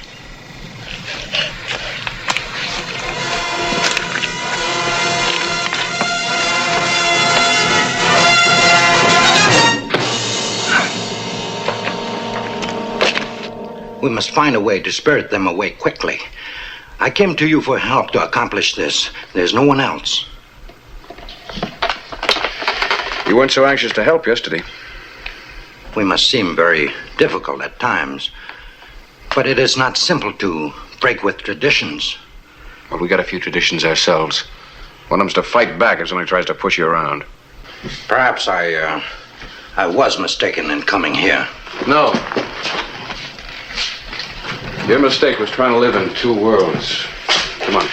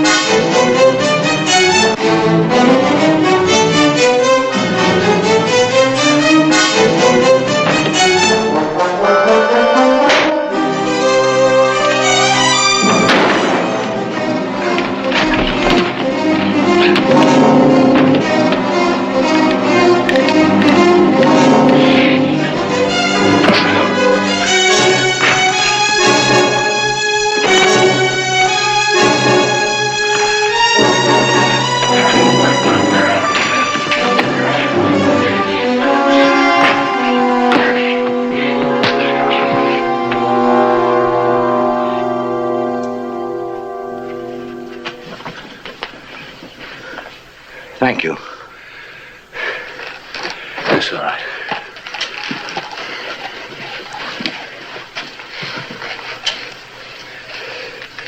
Is he dead? He only sleeps.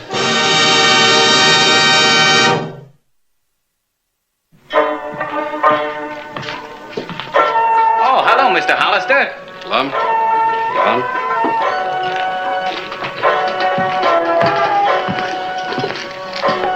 See, you got your new partner working. He's an excellent supervisor. Faintly, I recall he was not quite so good as a worker, but he's a fine supervisor. Would you like a delicious mandarin duck dinner from a grateful Quanky? Oh, no, thank you, Kwong. I came down to talk to you about the money that was stolen from your office. We seem to have forgotten it in the last couple of days. Oh, it's not important. In fact, I'm not at all certain it was stolen. Perhaps I lost it somewhere. I'm sorry to have caused trouble. Thank you for your interest. Small matter like a robbery. If it happened, we can handle it. No reason to take the time of a busy sheriff. All right. Don't let me hear any more shooting from the court. Is that clear? Is not shooting in town against the law, Mr. Hollister? Who would do such a thing? As we say, Hainishi Mjan Siu Pao. Oh, I give up. I just gotta learn how to speak Chinese. Which dialect, Mr. Hollister? There are more than 100, each virtually a different language from the others.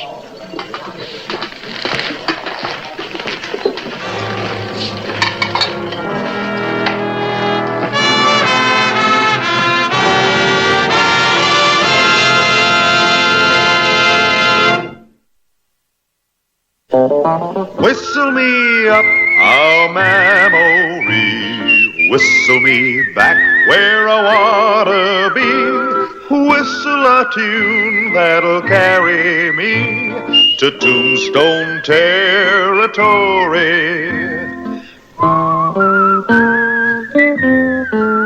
If your past has run afoul of the law, it's a handy place to be, 'cause your future's just as good as your draw in Tombstone territory. Whistle me up a memory, whistle me back where I wanna be, whistle a tune that'll carry me to Tombstone territory.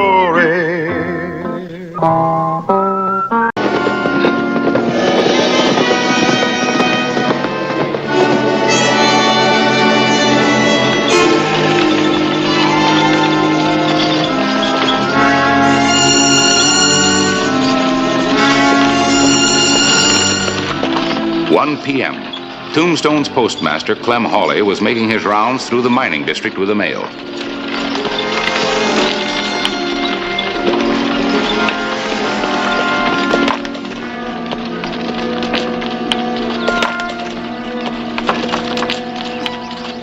Ben Burnett. Didn't expect to see you out here. Don't tell me the Occidental's closing down in the afternoon. No, it's nothing like that, Clem. Just thought a breath of clear air away from the saloon might do me some good. Oh, don't believe I know your friend. Well, I'd like to have you meet him.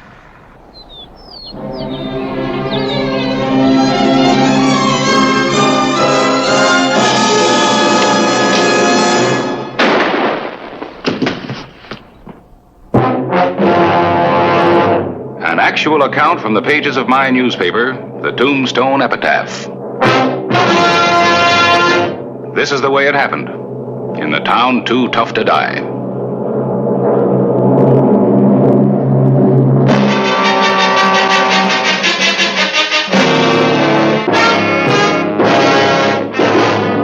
Tombstone Territory.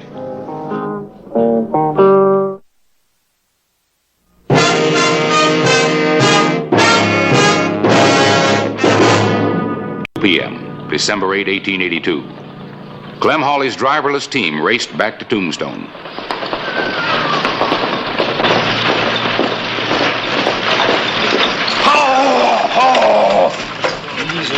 Easy, baby. Clem Hawley's team. Wonder what happened to him.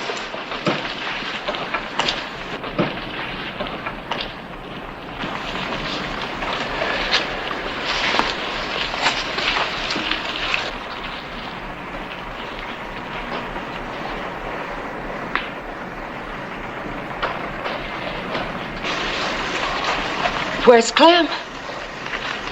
I don't know, Miss Holly.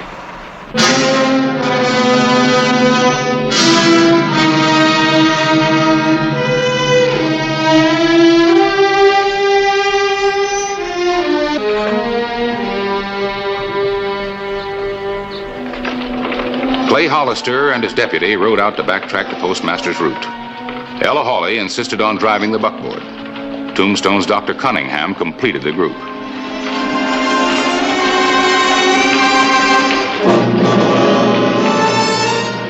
Ben couldn't have timed it any better.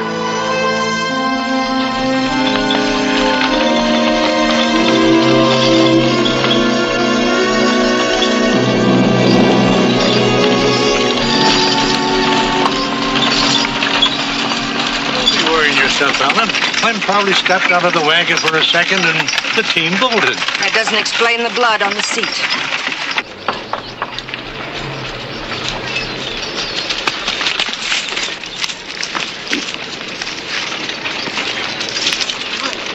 Out of the mailbag, huh? Probably. Looks like something was dragged through here. What is it? I don't know yet, Miss Hawley. Keep her here.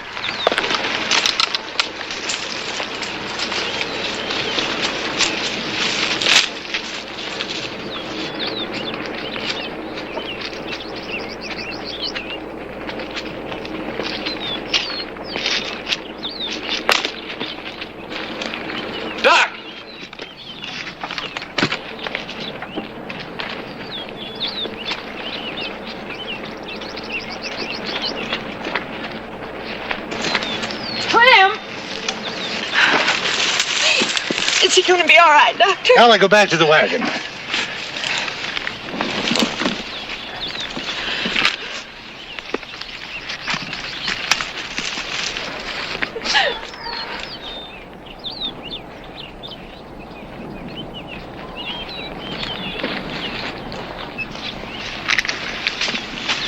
You know Doc Cunningham's the best there is, ma'am. Of course. Maybe I could lend a He hand. knows what he's doing. Maybe I Jim's could... there if he needs any help. Now, do you know of anybody who might have held a grudge against Clem? Oh, not even in Tombstone. Being postmaster just sort of kept him in the middle. Never even had to take sides. Was there any money in the mail? Oh, I helped Clem pack that bag myself. It was just regular mail. Why would anybody want to rob him? I don't know, ma'am. Not yet.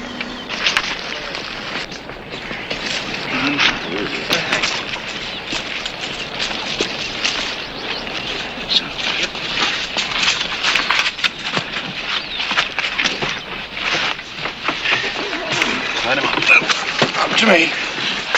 Is he going to be all right, Doc? I don't know. I got a dig for the bullet. Hey, touch it.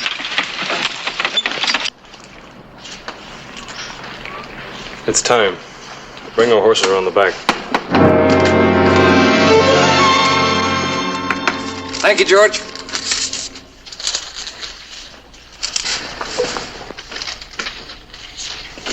Don't move and don't turn around. Keep your hands down. Act natural. And don't get any ideas. Where's the mine payroll? The one that's ready to go on the stage. Don't turn around. Now, where's that payroll? It's in the safe. You've got just 5 seconds to open it.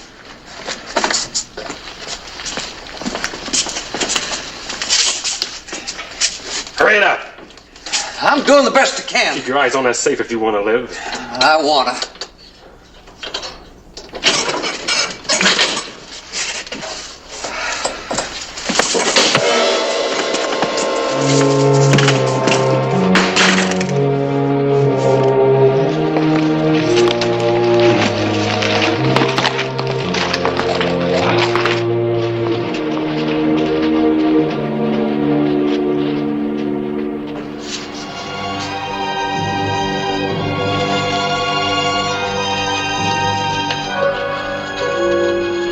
Staying in town, Pat. Don't be down. Be less suspicious like Ben says. How to look if we pull out the same day the payroll gets taken. Hold up! Hold up! The payroll money! He got the payroll. He came in, hit me on the head. I'm getting out. Take it easy. Everything natural. I'm all right, but get after him. Somebody.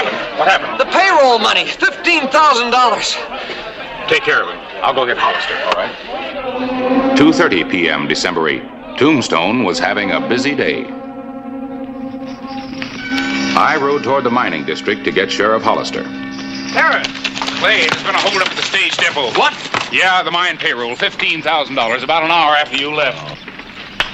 What happened here? Clem got himself shot. Bring him in. Okay. Jim!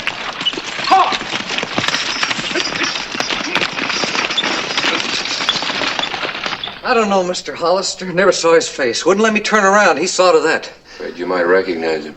Means he could be local. You say he came in the back way? Yep, and there was the 15,000. All wrapped up and waiting for him. And it's the first time I haven't been with you till the stage came. That's right. Let's check outside. Had to be somebody in town, huh? Yeah, it looks that way. Whoever shot Clem Hawley was in on this too, I think.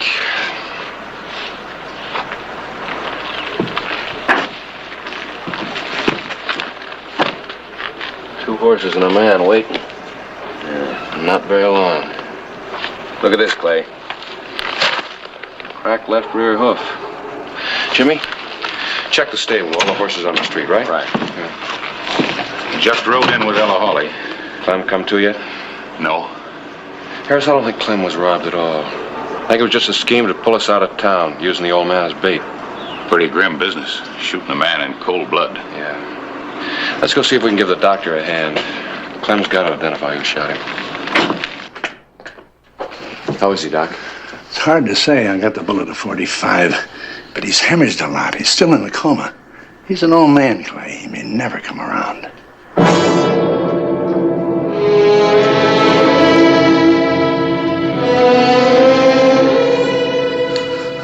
We got the money. Why can't we ride then? You ride when I say so. A few days it won't make any difference if the three of you push on. We'll split the money then, too. The old man might talk, Ben. Then what'll happen to you two?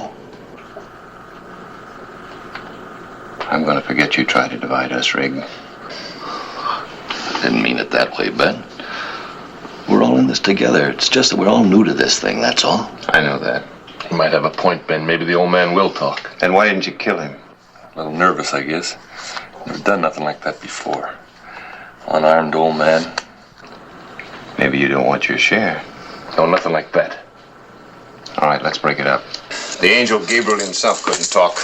Not with where that bullet hit him. Ben, why can't we all ride? Look, it took me 6 months to set up this deal. Right out today and Hollister will smell a rat. I'd sure like to know what Hollis is up to, though. From what I hear, he's just sitting and waiting. For what? Well, maybe one of the three of you'd like to ask him.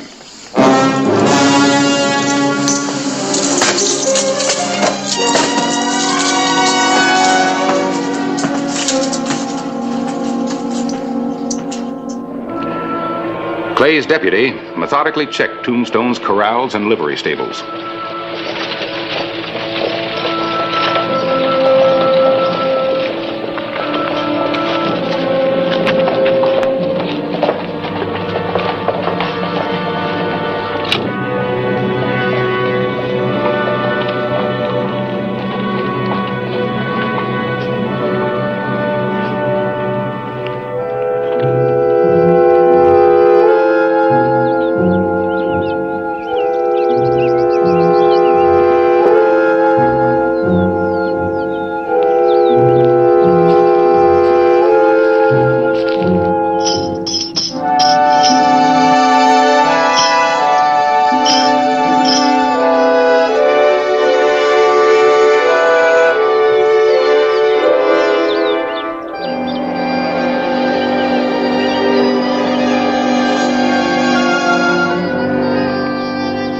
At the OK Corral, he made his discovery. I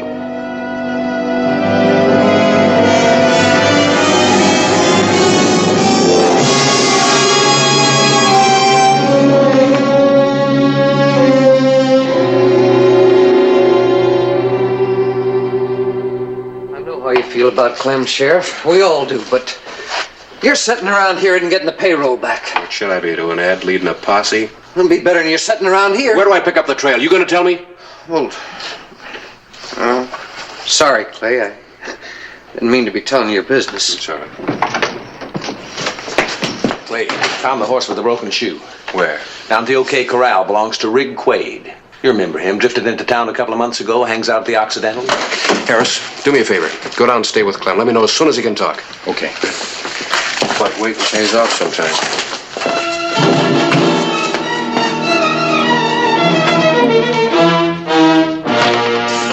December 11th, 2 days after the robbery, Clay Hollister had a lead. He's at the bar.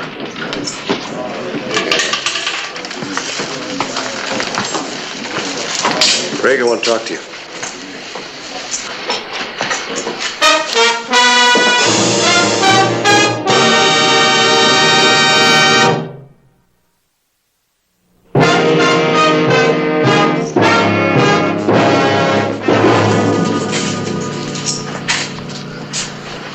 Got some questions I want to ask you. Who's stopping you? In my office. Come on. I got no business in your office. Well, I think you have.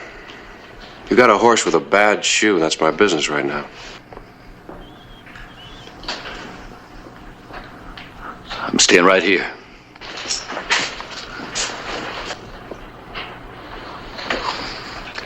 One way or another, you're going.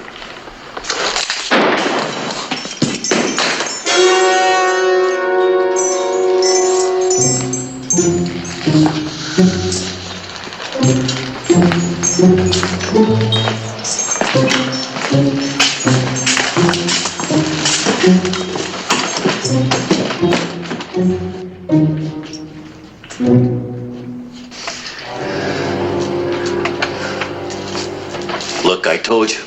Someone stole my horse. That's my story.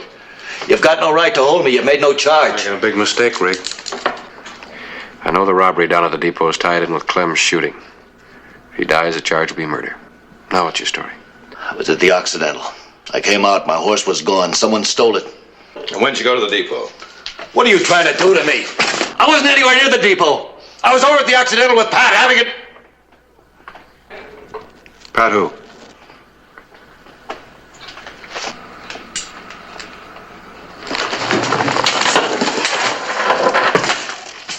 Pat who? I'm through talking, Sheriff. All right, Jimmy, lock him.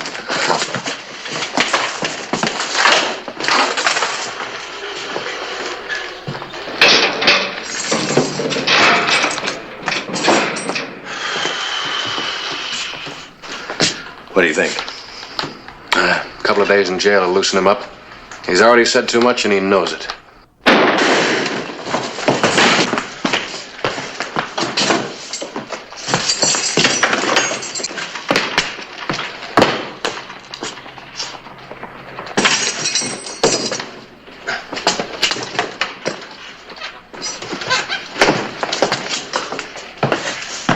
How is he? You got a plumb center, Clay. Anything out there? Nothing.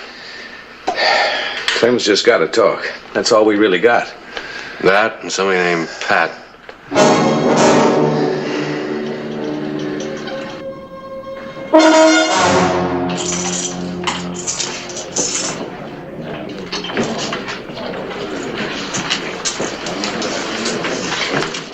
Where have you been? Picking up some insurance.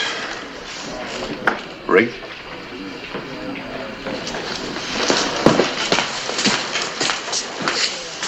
Ben was right. Rig would have talked. That makes it 5,000 apiece now. Unless the old man pulls through.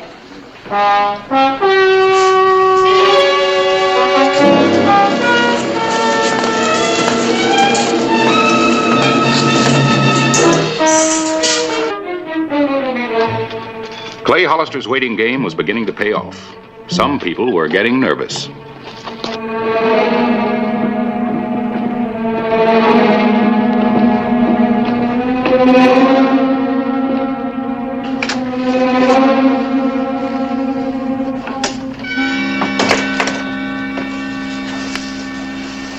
Hi, Doc.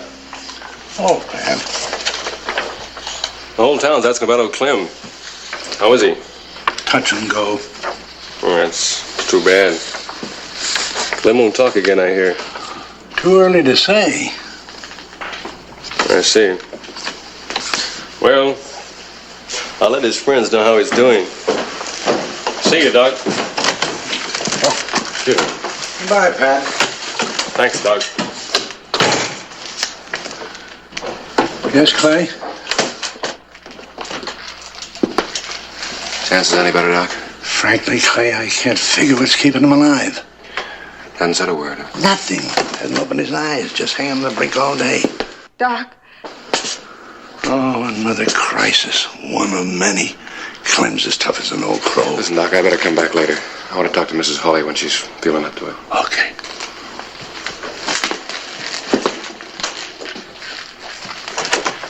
I'm sorry to have to talk to you now, Mrs. Hawley, but it's the Just don't know why.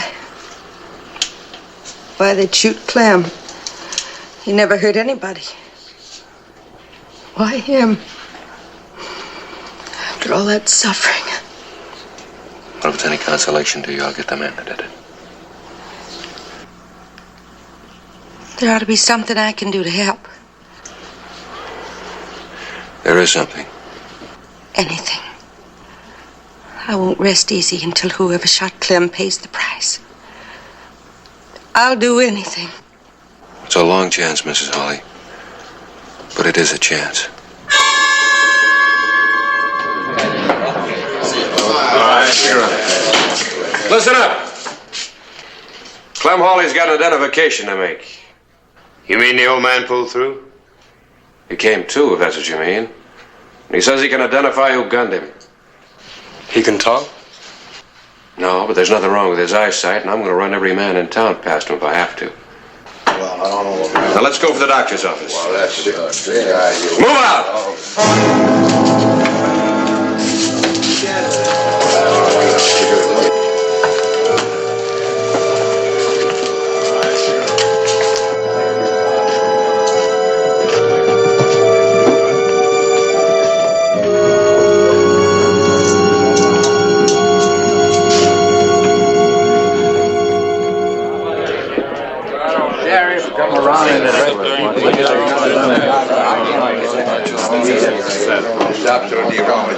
All right, quiet down. You're all going to stand in that doorway one at a time, see what Clem has to say about you. Then you can go. Miss Hawley, will you just lift Clem up a little bit so I can see better?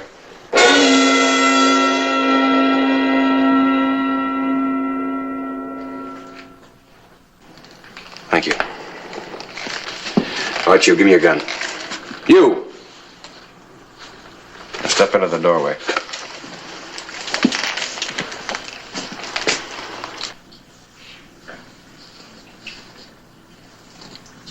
That the man, Clem?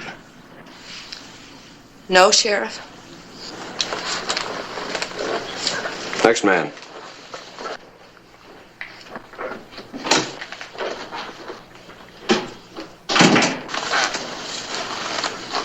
Step right in.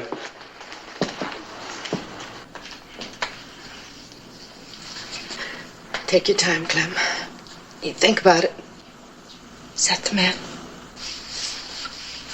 No, Sheriff. Next man. You. Take a careful look at this one, Clem. Careful.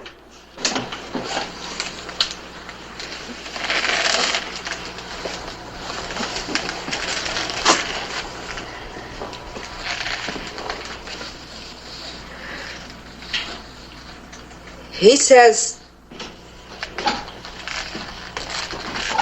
Yes, Ella, go on. Miss Hawley, you all right? We're fine, Sheriff, just fine. Jim? Okay, out here, Clay. Clacy must have been one of them. But he ain't gonna do any more ambushing. Clacy. All right, Pat. Step right in. You're not through yet.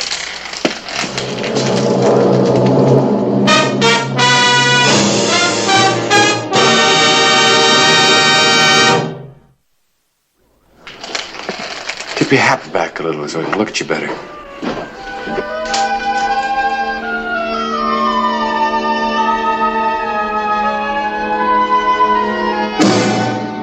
Mrs. Hawley, what does Clem think? Clem says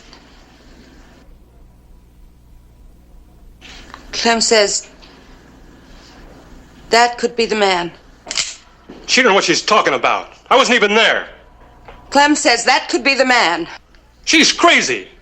He had Casey shoot the old man. Shut up! I didn't do no shooting. I was at the depot. You fool are just guessing. All right, Jimmy. Take our boy here over to the office where he can keep on talking. Get.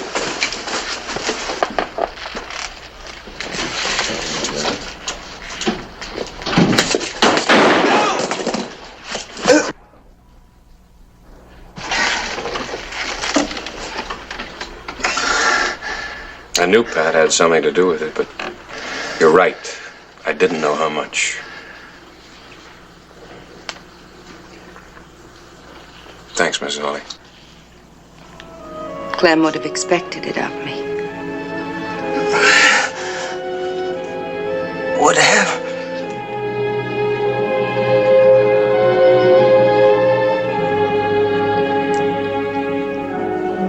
Clem died an hour ago.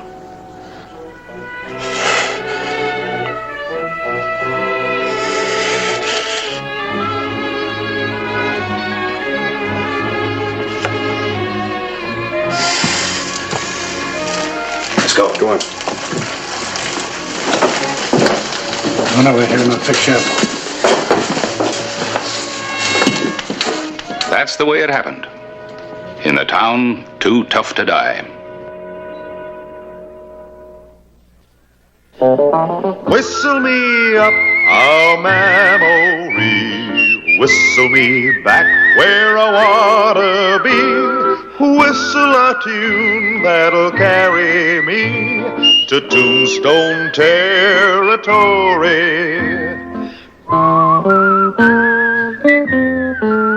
If your past has run afoul of the law, it's a handy place to be, 'cause your future's just as good as your draw in Tombstone territory. Whistle me up a memory, whistle me back where I wanna be, whistle a tune that'll carry me to Tombstone territory.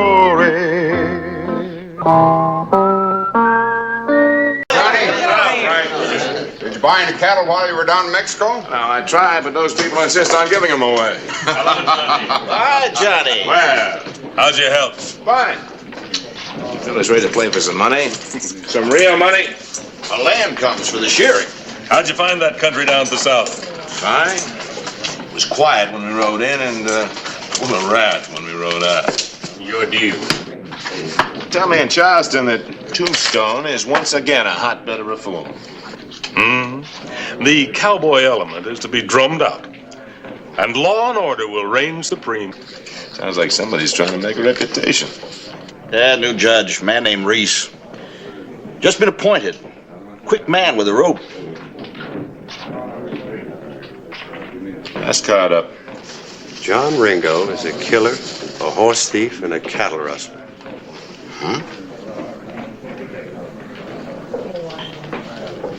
Well, what are you going to do about it?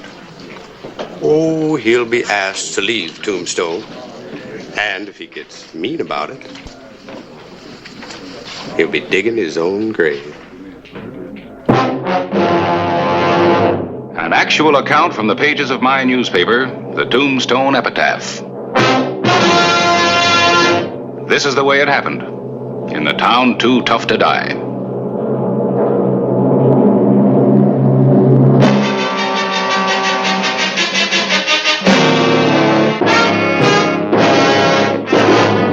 Tombstone territory.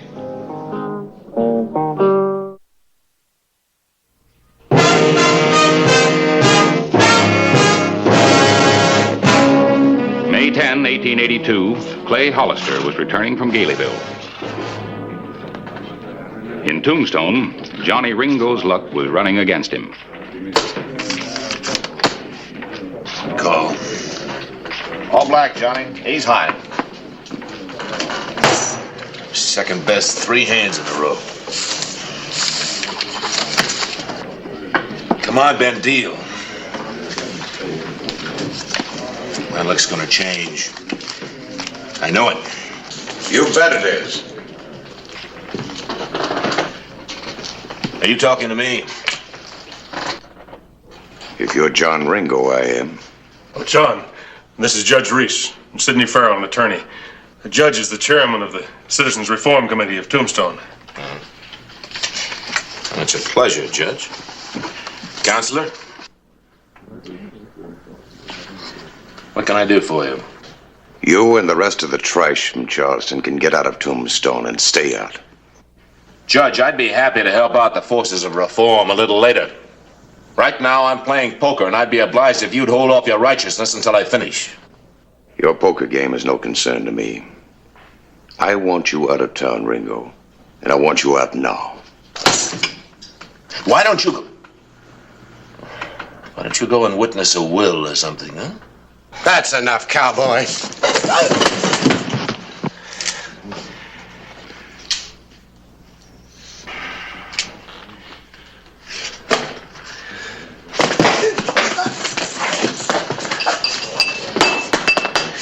You keep away from me. Both of you.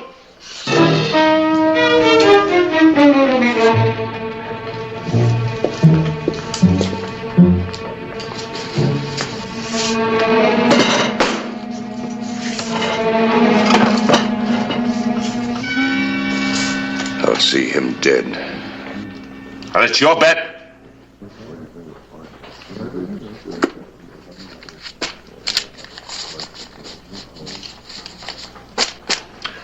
$1,000. I get out in time.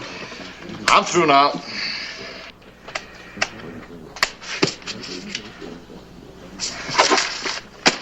All right.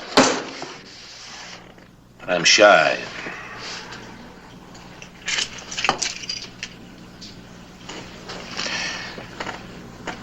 This is worth 500. Not to me. It is to me, Schmidt.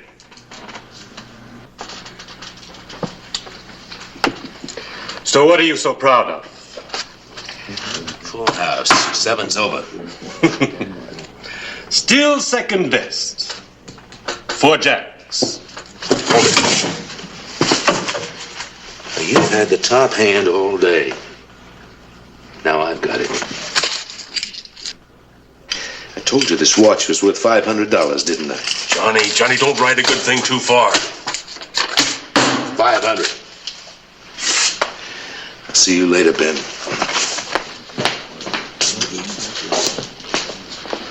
Frank, buy another round for the house. Hey, give the judge a double.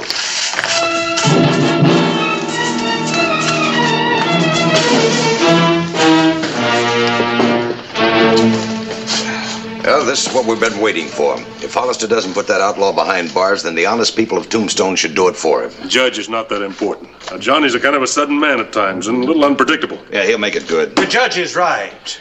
I'll get Hollister, and if he won't take action, then I'll deputize someone who will. Well, you best have a seat, Judge, unless you plan on going after Johnny yourself.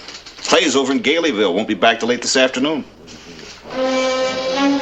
Johnny Ringo rode hard for Charleston, a wide open town 9 miles southwest of Tombstone.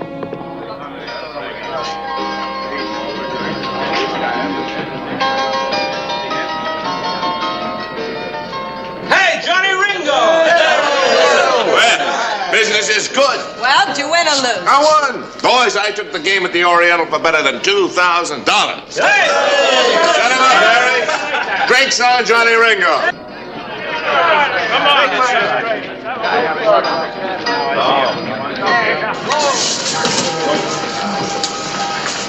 Better go in and lie down.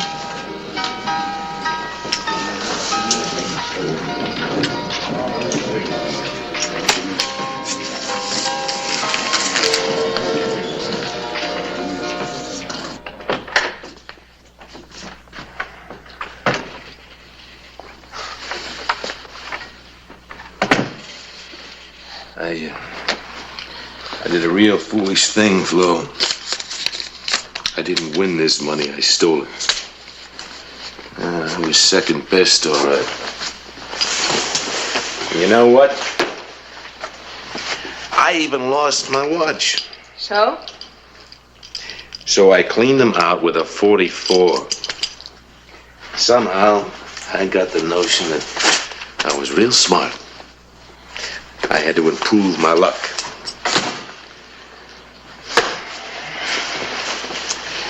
John, you're a fool. Yeah.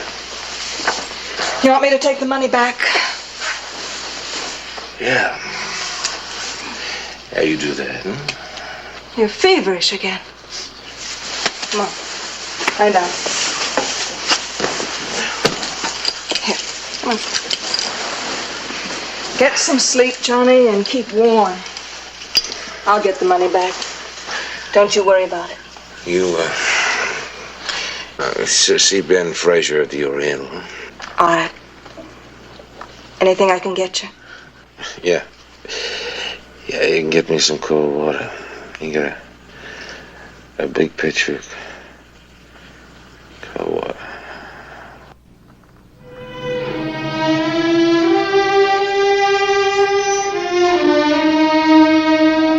In Tombstone, Clay Hollister heard about Ringo from Judge Reese. Hollister, you're making a farce out of law enforcement in this country. I want to make an investigation. You haven't time. Ringo's probably in Charleston spending the money he stole right now. Yeah, well, I don't make a move until I talk to the complaining witness. Look, I was there. You don't need any other information. Your duty is to swear out a warrant. Gather a posse and apprehend that man. I think it's necessary. You're encouraging these cowboys, these outlaws, to rob and steal. I tell you, sir, the voters have had enough of it. Your Honor, I don't know about the voters, but I've had enough of political opportunists talking law and order while at the same time they stir up more trouble than any outlaw in this territory.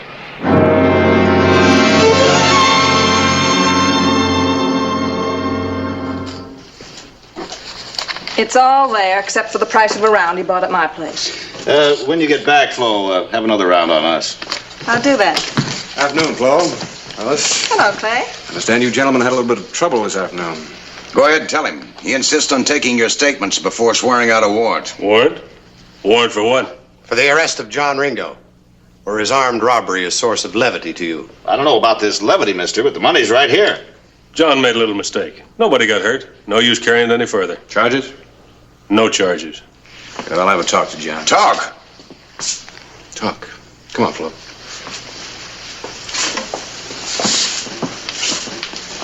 I guess there's nothing we can do, Your Honor.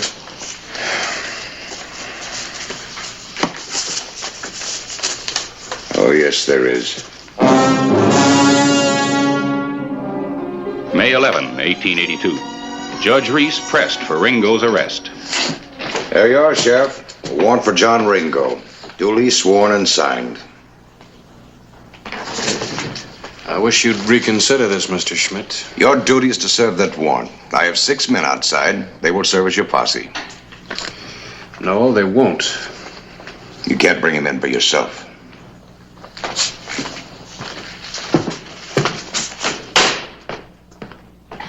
Johnny, Clay's here. I'm good. Hello, Clay. Hey, Johnny, how do you feel? Fine. I feel just fine. He oughta. He slept nearly 12 hours. What's the matter? That poker game wear you out? Wasn't that a stupid thing to do? Mm-hmm. You are sitting on my shirt. Never thought old John Ringo was a bad loser. Well, I didn't think he was either, but I guess it was this, Clay. I have sort of a sentimental attachment to it. Kind of a link with the past.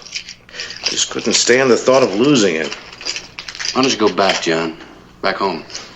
Those Eastern doctors might be able to help you. Eastern doctors? Mm-hmm. You see these books, Clay?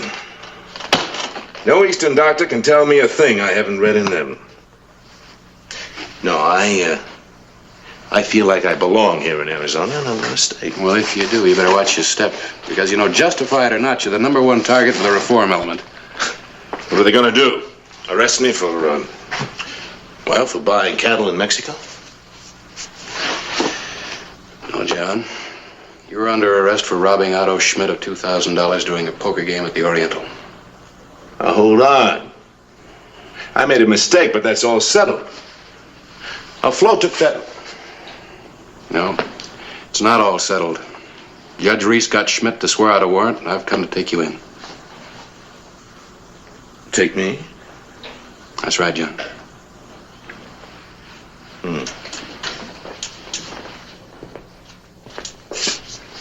This charge, it won't really hold up in court, will it? Not a chance. Just that the cleanup boys are hoping that you'll resist arrest. They want to kill two birds with one stick. They want you, and they want me out of office. I can understand that. All right, Sheriff. Take your prisoner into town and lock him up. The morning of May 12, 1882. Johnny Ringo's blinding headaches continued to torture him. His blackouts became more frequent.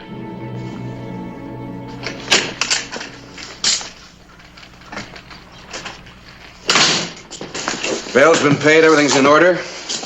All we gotta do is wait to hear from the judge. When it comes to his honor, I'm a man of little faith. Let him go, Sheriff. Judge Reese has approved the bond. Well, looks like my judgment was a little hasty. Give my regards to Flo. I will. Adios, Clay.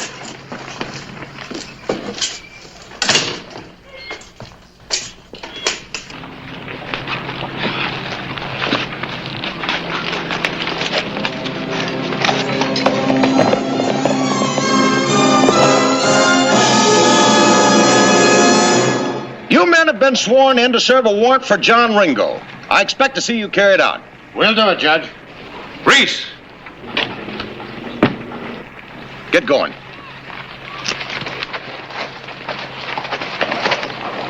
What's going on? Sheriff, you took it upon your own recognizance to release a criminal under arrest for armed robbery. I took it upon myself to apprehend that prisoner. Farrell told me you'd signed a bond. I'd done no such thing. Obviously, Farrell was mistaken. No, I'm the one who made a mistake. Not double-checking you and your lawyer. John Ringo's trial will be held at 3 o'clock this afternoon, and I would suggest that you be here. You're deliberately persecuting Ringo to get at me. But your posse hasn't got any more chance of catching him than you have of becoming governor.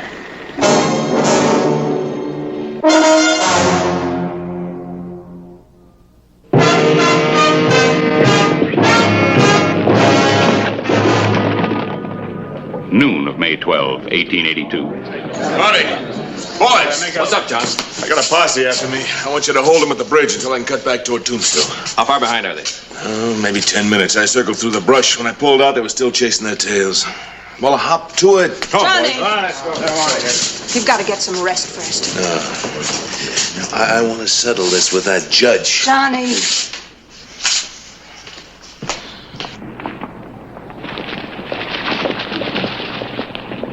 Welcome to Charleston. Let us by. We're after John Ringo. Not now, you ain't. Now you're looking forward to a little siesta right here. Step off them horses, careful like.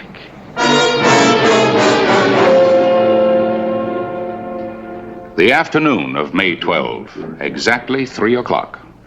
If the court pleases, I understand this was the time set for John Ringo's trial. That is right, but John Ringo is not here. Why haven't you brought him in, Sheriff? Here I am, Your Honor.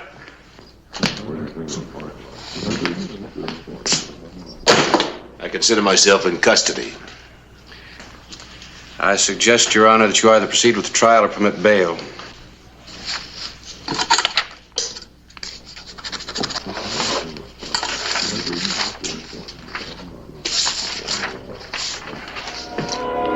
Later that afternoon, May 12, a few miles from Charleston.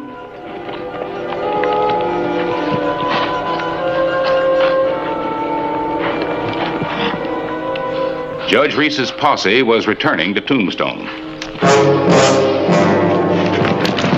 Get him!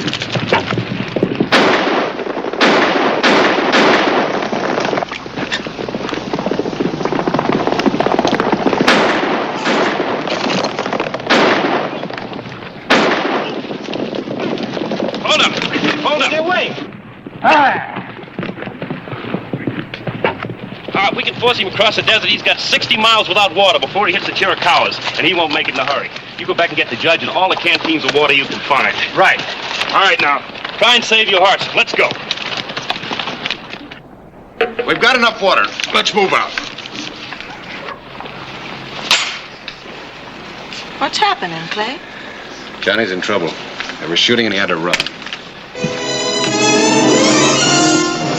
Johnny Ringo had killed a man. It was up to Clay Hollister to bring him in.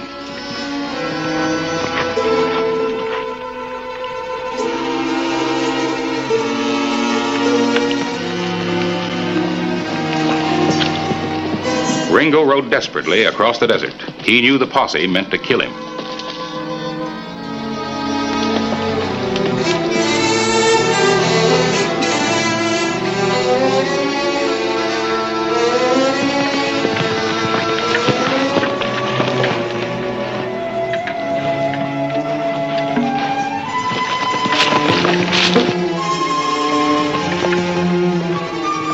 Judge Reese joined his men. Ringo had been sighted on a ridge up ahead.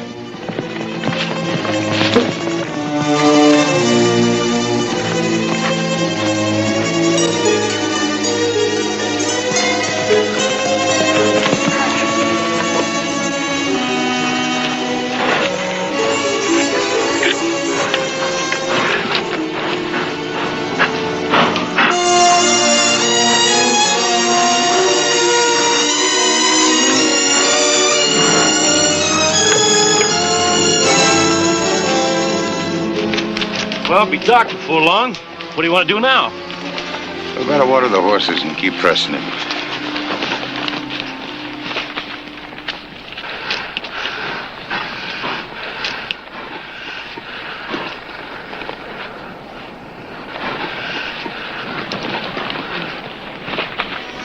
May 13, 1882. The second day on the desert. The sun was again a great globe of heat. The Arizona wasteland a furnace.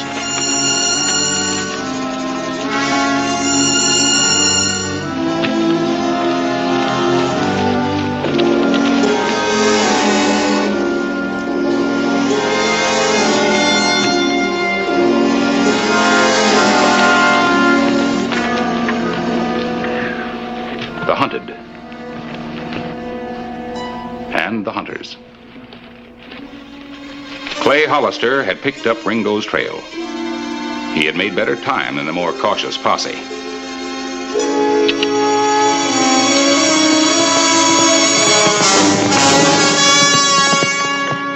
Ringo! Ringo! Hold up! Johnny! Ho!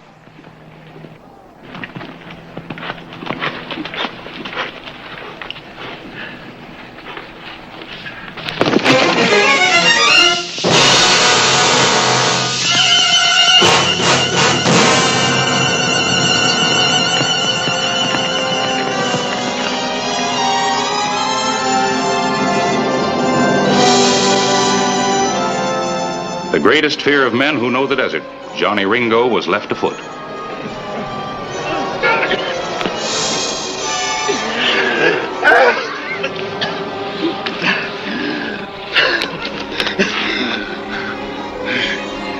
You figure to hound me until I die? Well, I'm not running anymore. I'm waiting. I'm waiting for you. Johnny! Johnny Ringo! Here I am! Drop it, John.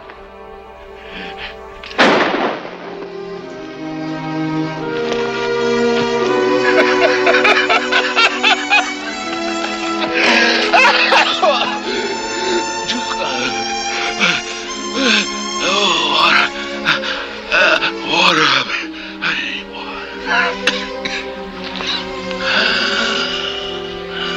I know where I can get you some water.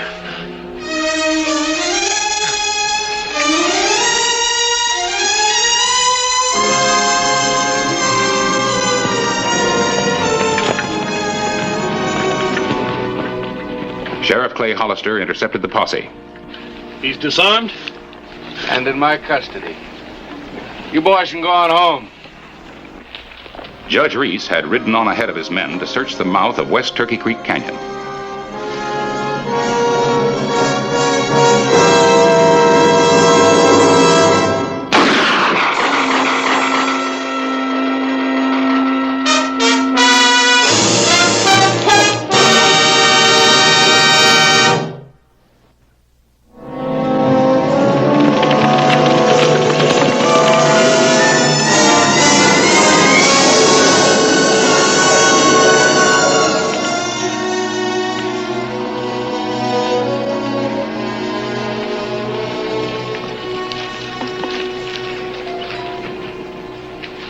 I warned him, but he pulled his gun, so I had to kill him. There's the outlaw, Sheriff. Turned out that Johnny Ringo wasn't so fast after all.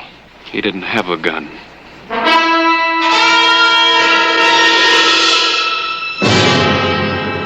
The most important thing, he's dead. You murdered him. You can't prove a thing, Hollister. You can't do a thing.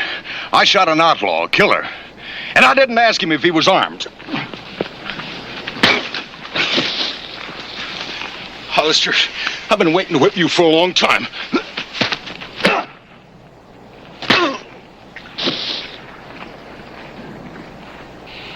There's going to be a trial, Reese. But even if you do get off, wherever you go in Arizona, there'll be people waiting for you. Friends of Johnny Ringo. They'll have guns. They'll be looking for a chance to use them. Now, I couldn't stop them even if I wanted to.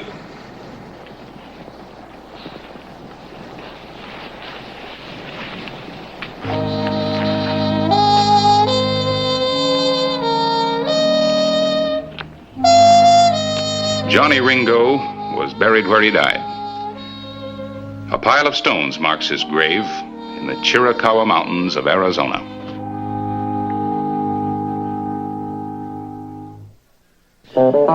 Whistle me up a memory, whistle me back where I wanna be. Whistle a tune that'll carry me to Tombstone territory.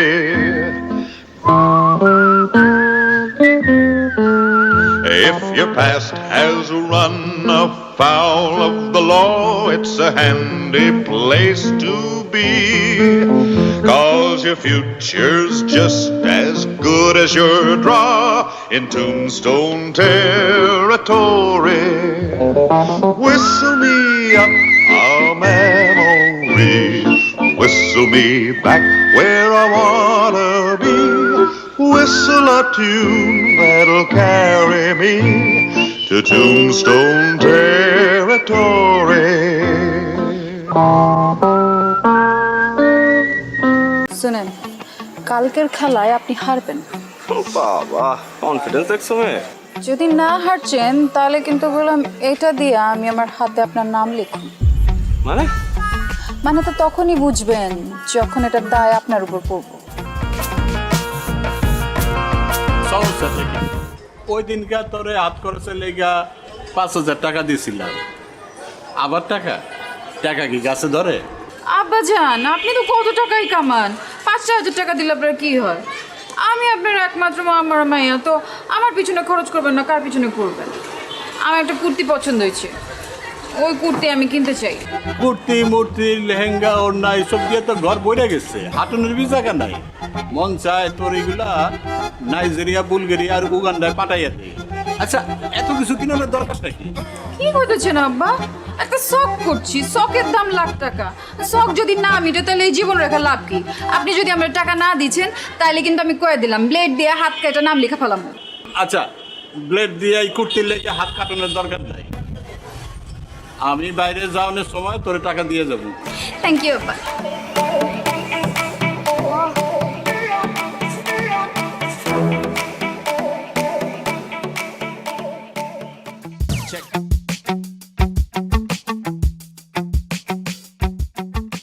আচ্ছা লাইলি, তুমি এরকম প্রতিদিন কোনো পড়াই complete করছো না, আমি কিন্তু তোমাকে আর পড়াতে আসবো না। আসেন না, আপনারা ক্যাথাই কইছি আইতে, আমি কইছি শেষ পর্যন্ত তোমার বাবার কাছে আমাকে কমপ্লেন করতে হবে। আপনি আমার বাপের কাছে কমপ্লেন করবেন? পড়াশোনা করছো না, বাবার কাছে কমপ্লেন করবো না? অবশ্যই করবো। ঠিক আছে, আপনি যান, আপনি আমার বাপের কাছে কমপ্লেন করেন, এদিকে আমি ব্লেড দিয়ে হাত কেটে আপনার হাতের নাম লেখা রাখবো এখান দিয়ে। কি বলতে চাইছ আস্তাগফিরুল্লাহ। দেখো এইবার না হয় আমি তোমার বাবার কাছে কমপ্লেন করবো না, কিন্তু তুমি যদি পরীক্ষায় ডাব্বা মারো তাহলে তো আবার আমি শেষ।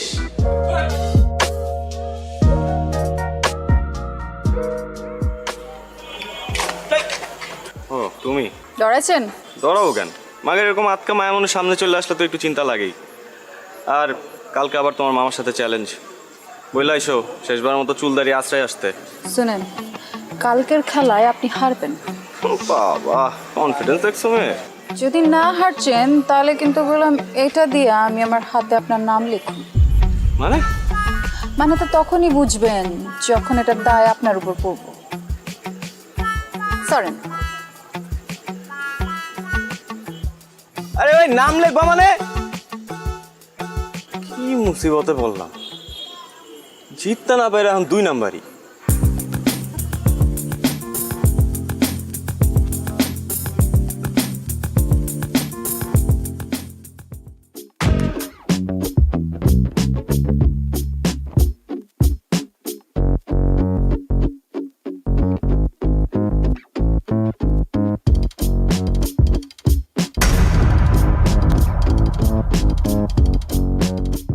কি সমস্যা? যাইতে দিতেছ না কেন? সমস্যা আমার না আপনার। আপনি মানুষ না খুনি। মানে? মানে বুঝেন না? কালকে কি করছেন? কাচির লগে কি মিলাচ্ছেন? পেট খারাপের ওষুধ। দেখো এখন কিন্তু বাড়াবাড়ি হইতেছে। তোমরা কাচ্চি খাইতে চাইছো, আমি খাওয়াইছি ব্যাস। আর কারো যদি পেট পাতলা হয়ে যায়, কেউ যদি হজম করতে না পারে, সেটা তো তার সমস্যা, আমার না। বাড়াবাড়ি আমরা করছি না আপনারা করছেন? মানে ইচ্ছে করে আপনারা খান নাই কালকে, তাই না? যাতে আমার লগে প্রতিশোধ নিতে পারেন। আর যদি নিতে চাই সেটা কি দোষ? 3 বার ঘুরি চ্যাম্পিয়ন আমি, তোমার কারণে আমার হারতে হয়েছে। হারছেন তো কি হচ্ছে? মাঝে মাঝে কিছু জিতবার লাগা কিছু হারতে হয়। এই তোমার কাছে হাইরা আমি কি জিতছি? হ্যাঁ, আমারে জিতছেন, আমার মন জিতছেন। এই দেখো, তুমি আমার আবার কোনো কিছু তো ফাঁসে দিচ্ছ, আমি বুঝছি। এইসব ফান্দে আমি পা দিতেছি না, প্লিজ। আমি আপনারে ফাঁসাই নাই, আপনি আমারে ফাঁসাইছেন। আমি তো আপনার প্রেমে পড়ে গেছি ফ্রি মাস্টার। এক চক্কর। আপনি আমার মারবেন, মারেন, কাটতেও ফালান, কিন্তু আমি আপনার ভালোবাসি, এটাই সায়েন্স। হ্যাঁ, এর জন্যই তো সায়েন্সে মারো ডাব্বা। যতই অপমান করেন, শাদি তো আপনার আমার লগেই হইব। তোমার মতো মেয়ের সাথে শাদি দূরে থাক, প্রেম পর্যন্ত করতে রাজি নাই আমি। হ্যাঁ, আর এইসব ব্লেড ফেড দিয়ে কোনো কাজ হবে না, আমি ভয় পাই না আর। দেখো চন্দ্র, তুমি কি করো।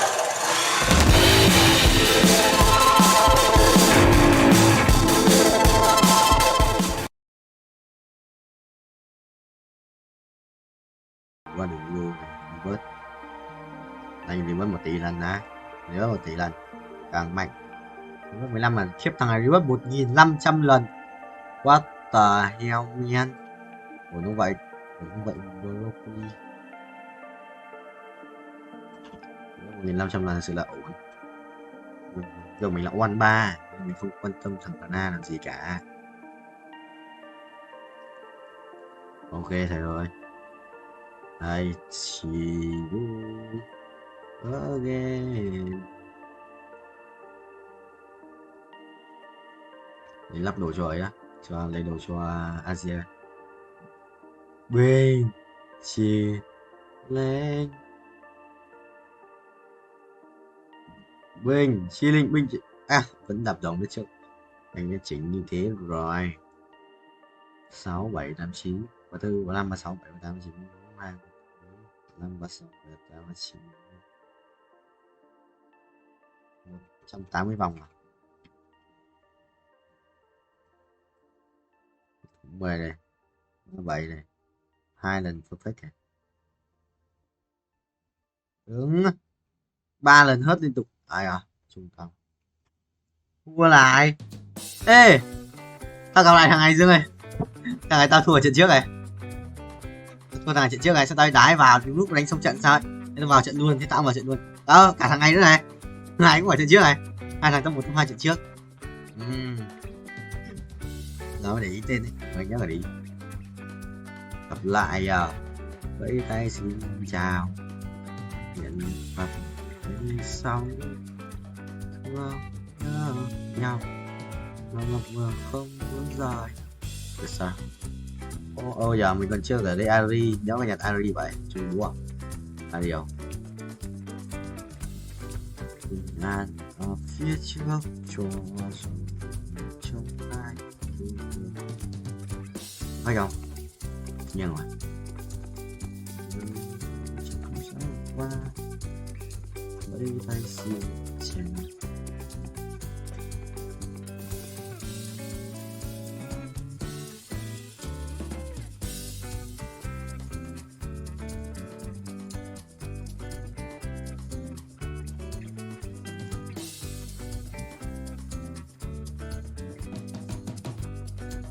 mày đi đâu chôn à?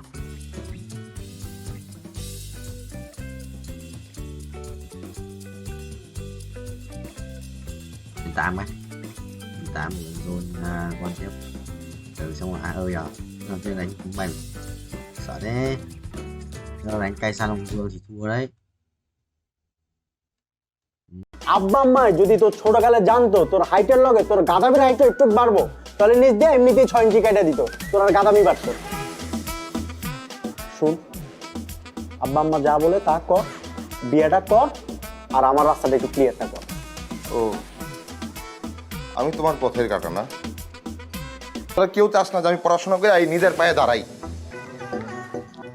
তুই তো নিজের পায়ে দাঁড়াস নাই তুই তো আমার কাঁধের উপর ভর করে দাঁড়ায় আসছিস এই আসো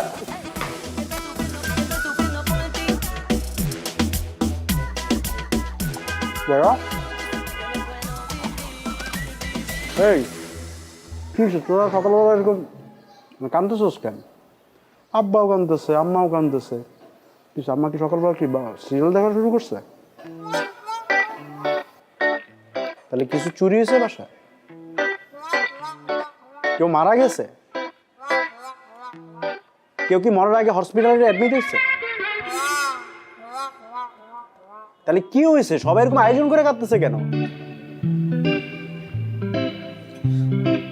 বাবা মা বলতেছে আমার নাকি পড়াশোনার দরকার নাই ধান থাকলে নাকি ধানের মাঝে চিটাও থাকে আমি নাকি চিটা হ্যাঁ তাহলে তো ঠিকই বলছে আর তুই কখনো দেখছো আব্বা আম্মা পোলাপানের সাথে মিথ্যা কথা বলে ভাই কি ওই কথা কইছে কইছে আমার 1 মাসের মধ্যে বিয়ে করা লাগবে বিয়ে করা 9 মাসের মধ্যে বাচ্চা পয়দা দেওয়া লাগবে মাত্র 9 মাস টাইম দিছে তুই তো নির্ঘাত ফেল করবি মানে তোর যে পড়াশোনার কন্ডিশন তুই 9 মাসের সাথে তোর আরো মিনিমাম 4 মাস টাইম দেওয়া লাগবে তারপর যদি বাড়ো আচ্ছা দোকানদাররা অবশ্য নতুন যারা বিয়ে করে তাকে টিয়ার দিকে তাকায় থাকে 2 পয়সা ইনকামের জন্য তোর দিয়ে এটাও হবে না তুই চিন্তা বাদ হ্যাঁ বল তুইও কি আমি আগে সন্দেহ করছিলাম তুই আমার মায়ের পেটের ভাই না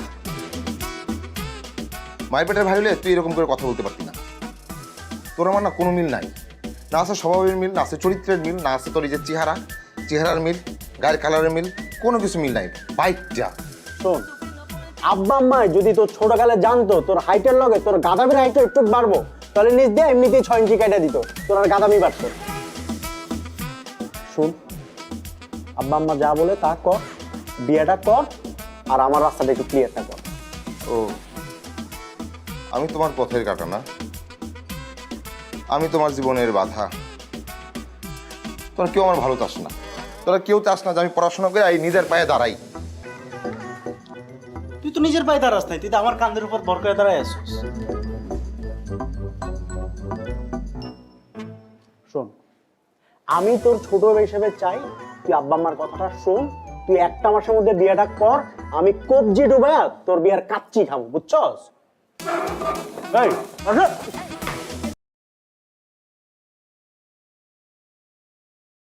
Hai chân dưới là không đủ nên 5.5x tốc độ của binh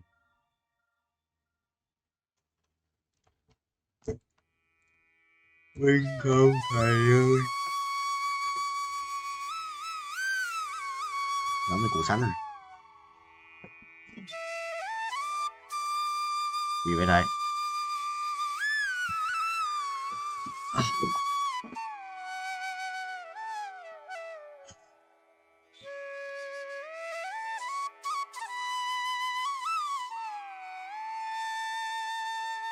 này 125 à 205 rồi cộng gì đây Tạm mới nâng cấp tất cả nâng cấp trên một lần bình. Rồi xoay bài tự động không? Có lẽ bạc là anh lấy xoay bài tự động ấy.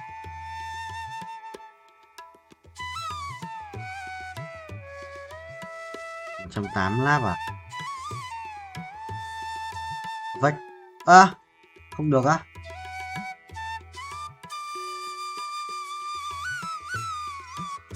Vách. Được, lấy còn. New record này 215 nắp à? 25 à? 25. 35 không? Được cộng 10 này, 30 rồi, thừa 30. 10 này. 229 ạ. Đó thì mà thiếu 30. Không mua à? Đánh mày gì luôn. Thần tài này. Thần tài lên. Chờ nhỉ. Thần tài lên.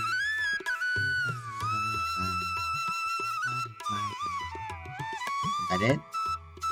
Bay. 120 à? Lần một thì bớt. Cái gì đấy? Máy lỗ à? Máy lỗ sao? Nổ máy. Đéo vào đây. Cái gì được rét à? Tự nhiên thầy đặt đỉnh và đá xuống à? Chợ Tết perfect good landing rồi à? 100 à? Anh có thể chỉnh cho nó good landing mấy lượt. Giờ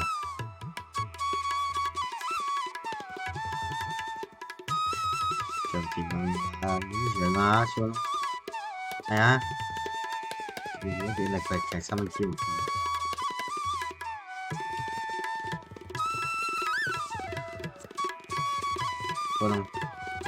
Có không?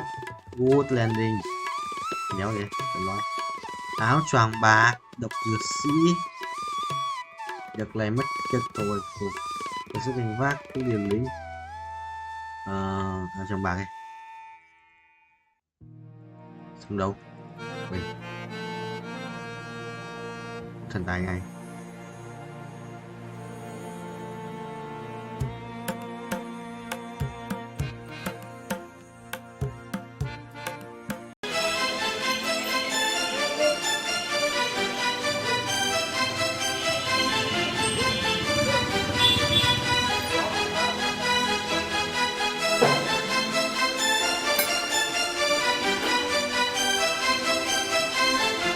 ভাই কি দেখেন? বাইকটা কি আপনার? হ্যাঁ আমার ভাই কি হয়েছে? নাম্বার প্লেট কই? সেটা দিয়ে আপনার কি দরকার? রাইট দেন। হ্যাঁ রাইট দিই, কি হয়েছে? বেরিবাদ যাবেন? না ভাই এই মুহূর্তে বেরিবাদ যাবো না ভাই। ভাই চলেন না, আমার মায় অসুস্থ। ভাই আমার রাইড শেষ, আমার পোলার আছে জন্মদিন, আমার তাড়াতাড়ি বাড়ি যাইতে হবে, আমি যাইতে পারবো না। তো আপনি আর একটা রাইড দেখেন, এ নিয়ে যাবো আপনারে। ভাই বিপদ তার বইলে আসেন, আমার মায় অসুস্থ। ভাই আপনার মা অসুস্থ থাকলে কি একজন হেল্প করতো না? এই মুহূর্তে ভাই এই বেরিবাদে আমার বাড়িটা থাকলো উল্টা দিকে, আমার যাইতে অনেক দেরি হয়ে যাবে। ভাই একটু স্যাক্রিফাইস করেন না ভাই, আমার মা অসুস্থ, আপনার মা অসুস্থ থাকলে কি আপনি করতেন না? আরে একটু বাড়াই দেবো ভাই, চলেন ভাই। আরে এই সময় বেরিবাদ কেমনে যাবো ভাই? আয়ান না, আমি তো আপনার সাথে যাইতেছি ভাই, আমার একটু নামাই দিয়ে আসেন, খুব দরকার ভাই। আমার চলেন ভাই। আচ্ছা ঠিক আছে চলেন।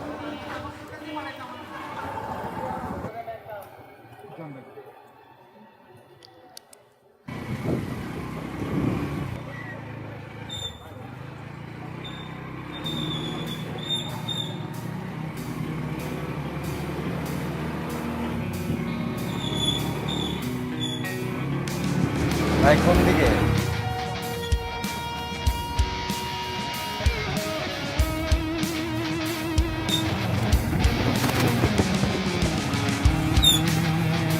ভাই আর কোন দিকে যাবো কোন তো?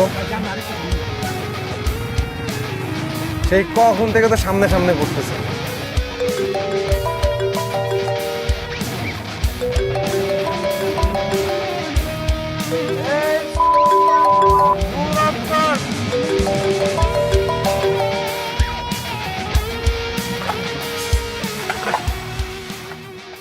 মা, শফিকরে ডাক দাও।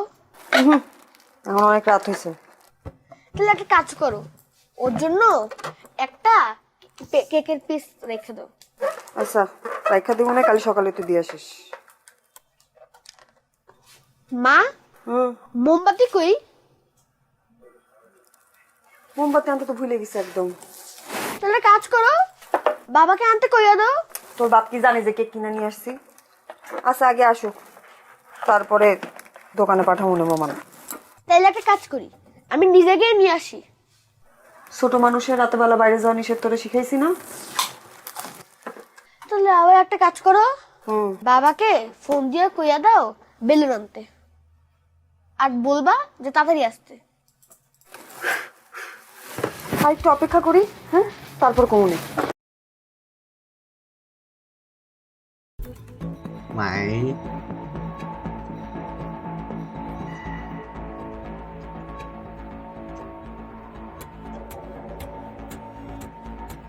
Mày huyết kiểu với thầy ơi.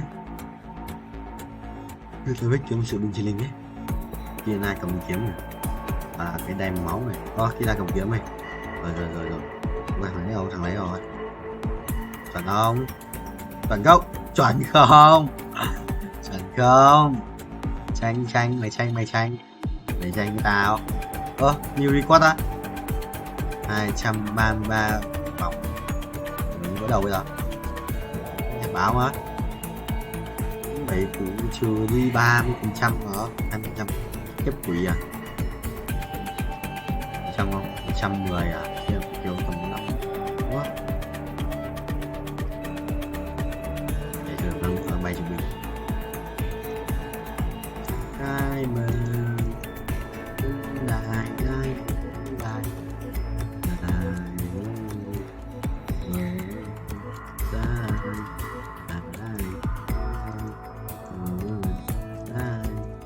ai mày người vào nè rồi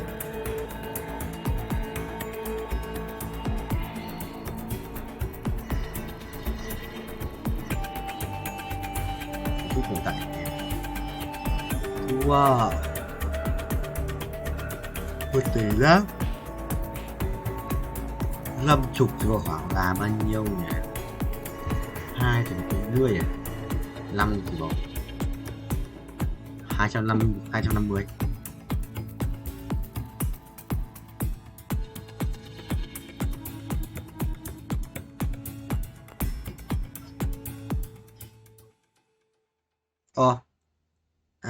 Đủ.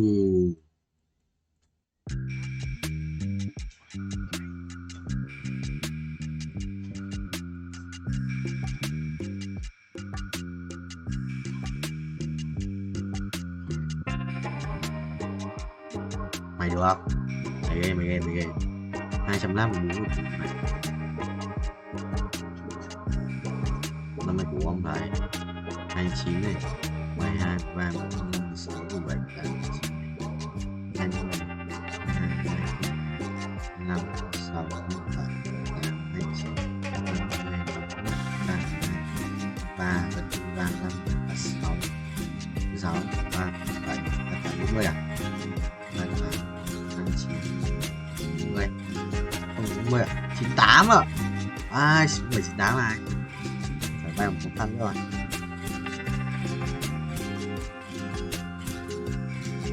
What the hell? তুমি ডরাইছেন? ডরাবো কেন? মাগের এরকম আতকা মায়া মনে সামনে চলে আসলে তো একটু চিন্তা লাগেই। আর কালকে আবার তোমার মামার সাথে চ্যালেঞ্জ, বললে আইসো শেষবার মতো চুল দাঁড়িয়ে আশ্রয় আসতে। শুনেন, কালকের খেলায় আপনি হারবেন। বাবা কনফিডেন্স দেখছো মেয়ে। যদি না হারছেন তাহলে কিন্তু বললাম এটা দিয়ে আমি আমার হাতে আপনার নাম লিখুন। মানে তো তখনই বুঝবেন যখন এটা দায় আপনার উপর পড়ব। সরেন। আরে ভাই নাম লিখবা মানে? কি মুসিবতে বললাম, জিততে না পারে এখন 2 নাম্বারই।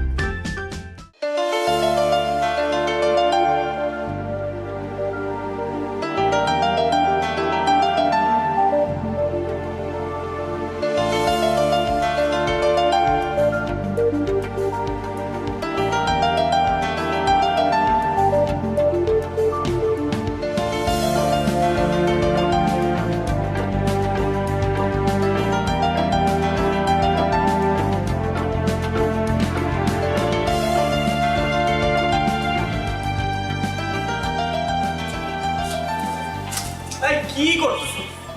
এটা কি করলি তুই মামা বলতো? শেষ পর্যন্ত ওই হাবলু মামার কাছে। সরি বলছি তো, মিস্টেক হয়েছে। আর এটা খেলা না, খেলাতে হার জিত থাকি। এই কথা তুই বলতেছিস? 3 বারের চ্যাম্পিয়ন নিলয় বলতেছে এই কথা, শেষ পর্যন্ত খেলায় হার জিত থাকেই। হ্যাঁ বলতেছি, এবার হয় না, আগামী বার হইব। আর শোন, আমাদের না বয়স বেশি হয়ে গেছে, ঠিক আছে? এখন এটা জুনিয়রদের করা কাম, আমরা অনেক সিনিয়র হয়ে গেছি।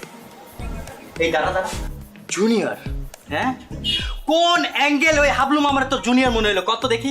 এই কথা শোনার পরে ওই হাবলু মামা সানফ্লাওয়ার তেল মাইরা ঠিক ঠিক করে হাসবো। তুই এমন একটা কাজ করছিস মামা, এলাকায় মুখ দেখানোর মতো অবস্থা থাকলো না। টাকা দিতেছি, একটা কাজ কর, বোরকা কিনা পিন্দা করতে থাক, ঠিক আছে? এলাকায় মুখ দেখাইতে হইব না। দাঁড়া দাঁড়া দাঁড়া, আমার মনে হইতেছে কেউ তোরে তাবিজ করছে। তুই কখনো তো এই কথা বলার ছেলে না, কি হয়েছে কত? কোনো তাবিজ টাবিজ কিছু না। আর শোন, আনোয়ারের রহিম বাবুর ছেড়ে আনতে পাঠাইছিলাম, কই হয়? ভাই আসসালামু আলাইকুম ভাই। ওয়ালাইকুম আসসালাম। আনোয়ার কই? ভাই পাঠায় কই জানি গেল গা ভাই? কামটা কি হলো ভাই? কালে গেম রাইডা গেলেন? যাওয়ার হইছে, কাজের কথা আসি। লাইলির পার্টিতে কাচ্চি খাই দিব না ভাই, পারুম না, মাফ করে দেন ভাই। আপনার লেগে আমার জানা আছে, রুমের লেগে আমি ভাই কাচ্চি বাচ্চি রাখতে পারবো না ভাই। তুই কি কর? রহিম ভাই মাথা ঠান্ডা, মাথা ঠান্ডা। তোমাদের ছাড়া হইব না তো বিষয়টা। এমন কাচ্চি খাওয়াই ফিরব, মনে করো 7 দিন যাতে কেউ বাথরুম থেকে বাইর না হইতে পারে। বুঝছো না বিষয়টা? পারো না? যাও এবার রেডি করে গিয়া যাও তাড়াতাড়ি।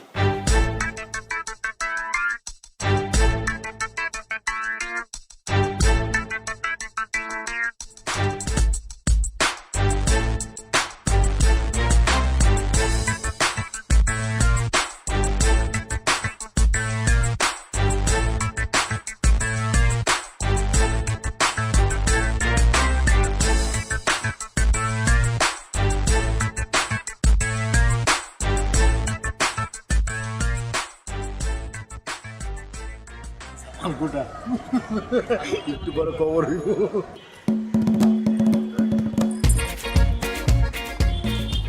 তোমরা আমগুলোকে বইতা। আরে আমরা তো খাবোই, আগে আপ্যায়নটা করে নেই। পুরান ঢাকার ট্রেডিশন তো আপ্যায়ন করা, কি মামা? এই তো দুষ্ট লাইনে আইছো, এরকম লাইনে থাকলে তো কোনো সমস্যা হইতো না। খুব তো কইছিল খেলার কথা, এখন বুঝছো খেলা কি? এখন একদম ক্লিয়ার মামা। আপনার একটু কাছে দিই। আলু দেই, আলু আলু। না না না, গোস্ত দাও, গোস্ত দাও। এই যে গোস্ত দেই। অনেক মজা হয়েছে। এই লাইলি দাও, লাইলি দাও। আলু আলু ল লাইলি ল। তুমি লইবানি? খাইতাম, মজা তো। তুমি একটু খাও। সবাই মিলে আমগুলোকে খাইতাম। আরে খাবো তো, খাবার তো আছে। আমগুলোকে খাও। আরে মামা খান তো। আছে, কিছু লাগলে বলেন কিন্তু। মজা হয়েছে। আসলে না, তুলো গোস্ত ল।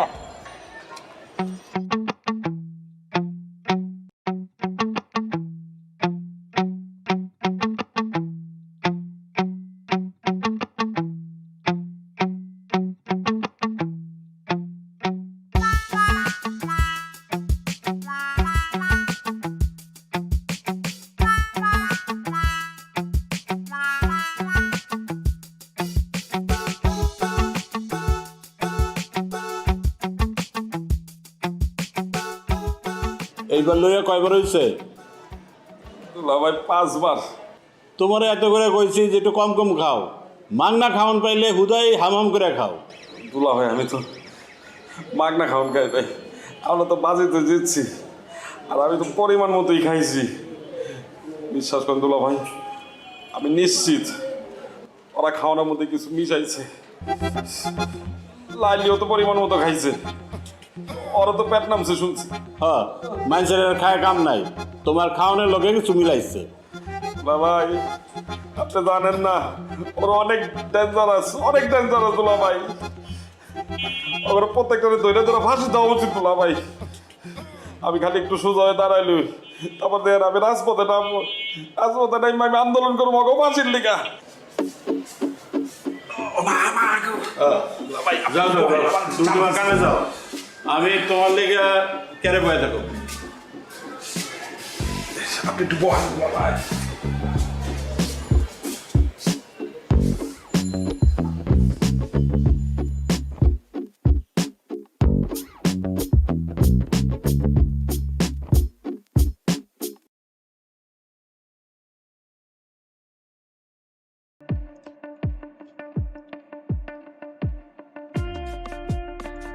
Welcome, dear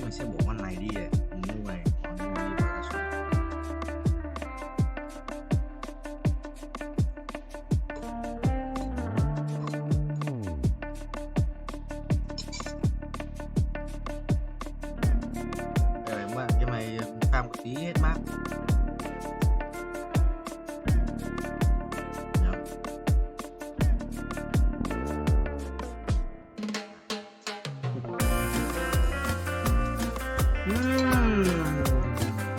Cái giá một cái món rất là phun rồi.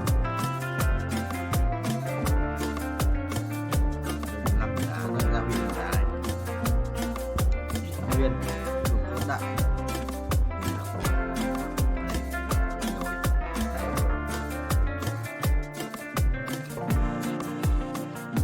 Em bóc cờ nhé. Gì này? Cho con ai đi em cháu ấy. Cặp găng tay ra. Được, bro gì ơi.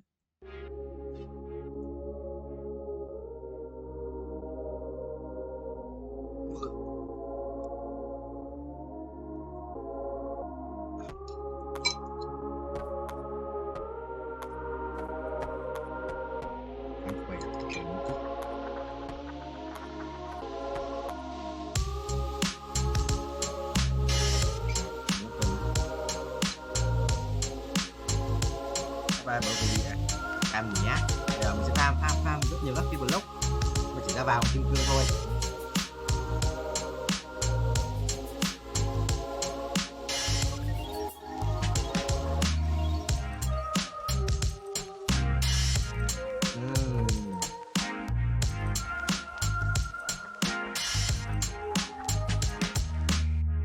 Ba sáu 68 xí lát này đi xí lát rồi ba cao cường rồi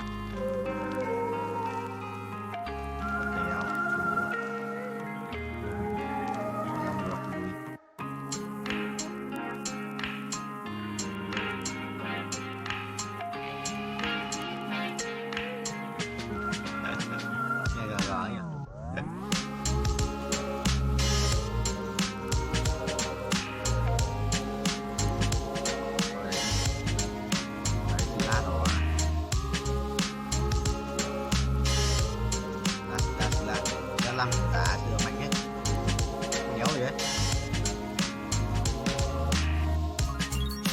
gà nhiều chấp 8 con cao cường phát yếu đấy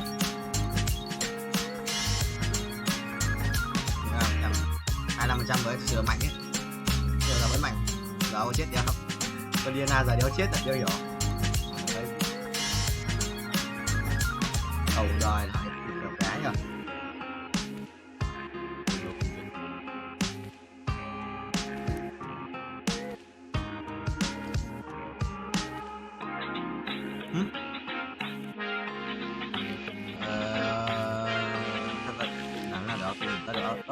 đó tôi mở ép rồi hả không tạo cái gì nhỉ ở đây còn làm người nó sẽ cho thì nó có văn bản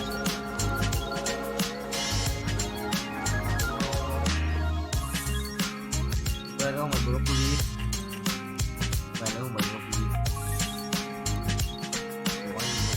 15 k F1 15 k F1 tao nghĩa chứ nó còn chết nó nhanh chứ nó đi nhanh chết đi nhanh lên nhanh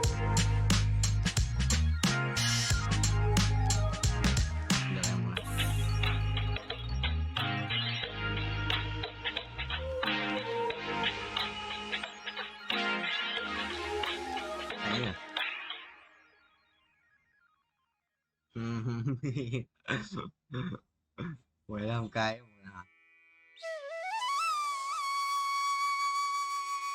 quỷ quý à mày khỏe đấy rồi tao chết rồi mày kinh con điên nào thì đéo chết được dây chuyền tự lực đéo chết được hai với buồn phải không đây của em đâu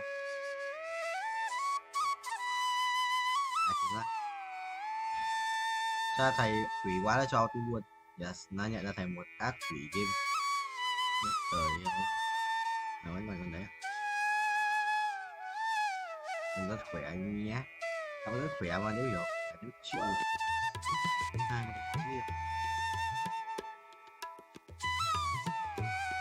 này mất trích rồi thôi ấy, nhót vừa mất trích một lần rồi.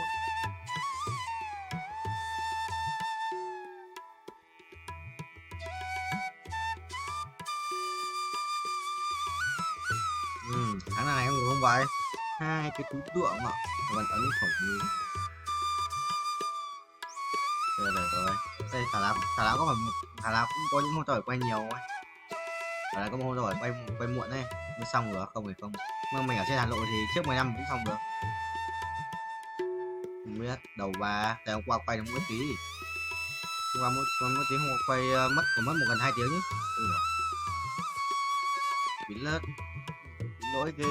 Bị lỗi cái viết ấy, 1 tiếng cũng ấy. Biết sao anh cầm viết cứu không cứu được.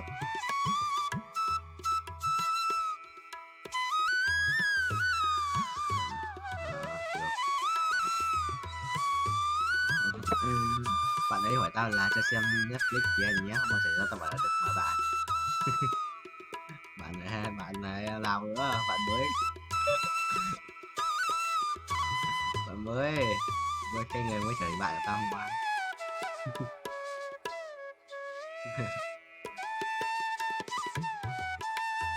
Cho xem kìa anh nhé, nhưng mà quên mất để cho thằng phụ kia đóng Netflix ấy, quên mất. Đấy vừa vui rồi.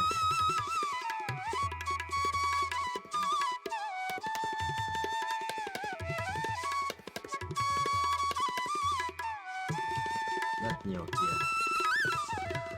Em cứ đi và anh cho nên đấu sĩ.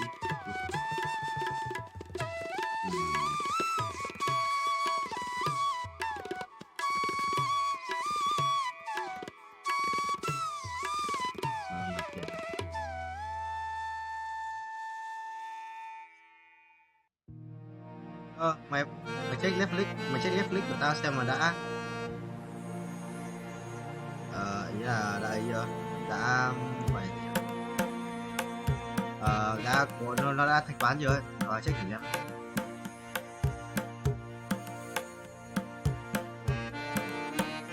Nó là sao tao chuyển không? Mũi hay thua bắt rồi. Em vừa xem chưa? Em bảo là bao giờ có tiền em chuyển mà qua bảo là châu cho 100.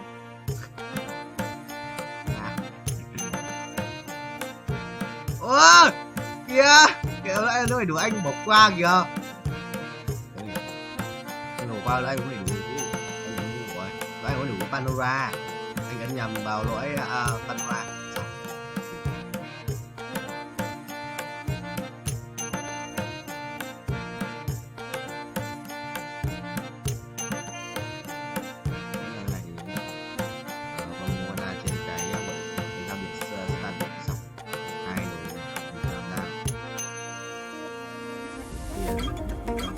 Tao lưu với thằng bạn tao ở trong con này là con nam Netflix thì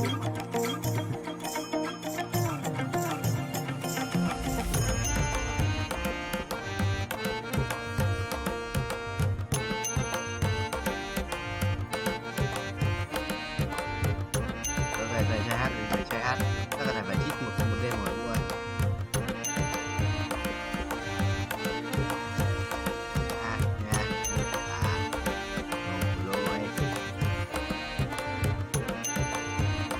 Con lấy này đủ đéo nhặt Shiba con lấy cái mạnh rồi. Con lấy đồ thì cần đéo phải đợi để xây đồ cần đéo cần.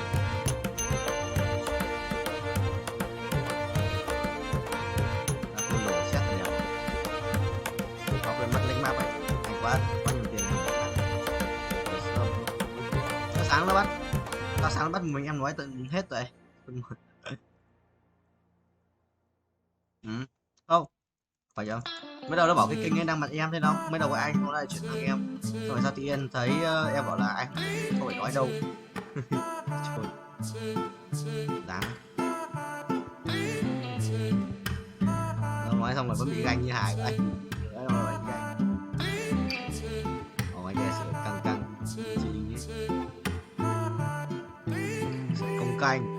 cồng cành.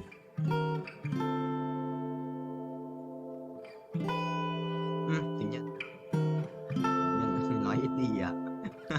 Cho nhót không? Vậy nói ít đi à. Cái lúc mà ông anh kia bảo là đi đi, anh có trở lại hoàn toàn nói. Tại lúc ấy cái tính to đùng anh trở hoàn toàn nói, lúc cái tính to anh trở là anh gần mic nói với cả giọng lúc ấy không phân biệt được. Nói cái DIT ấy.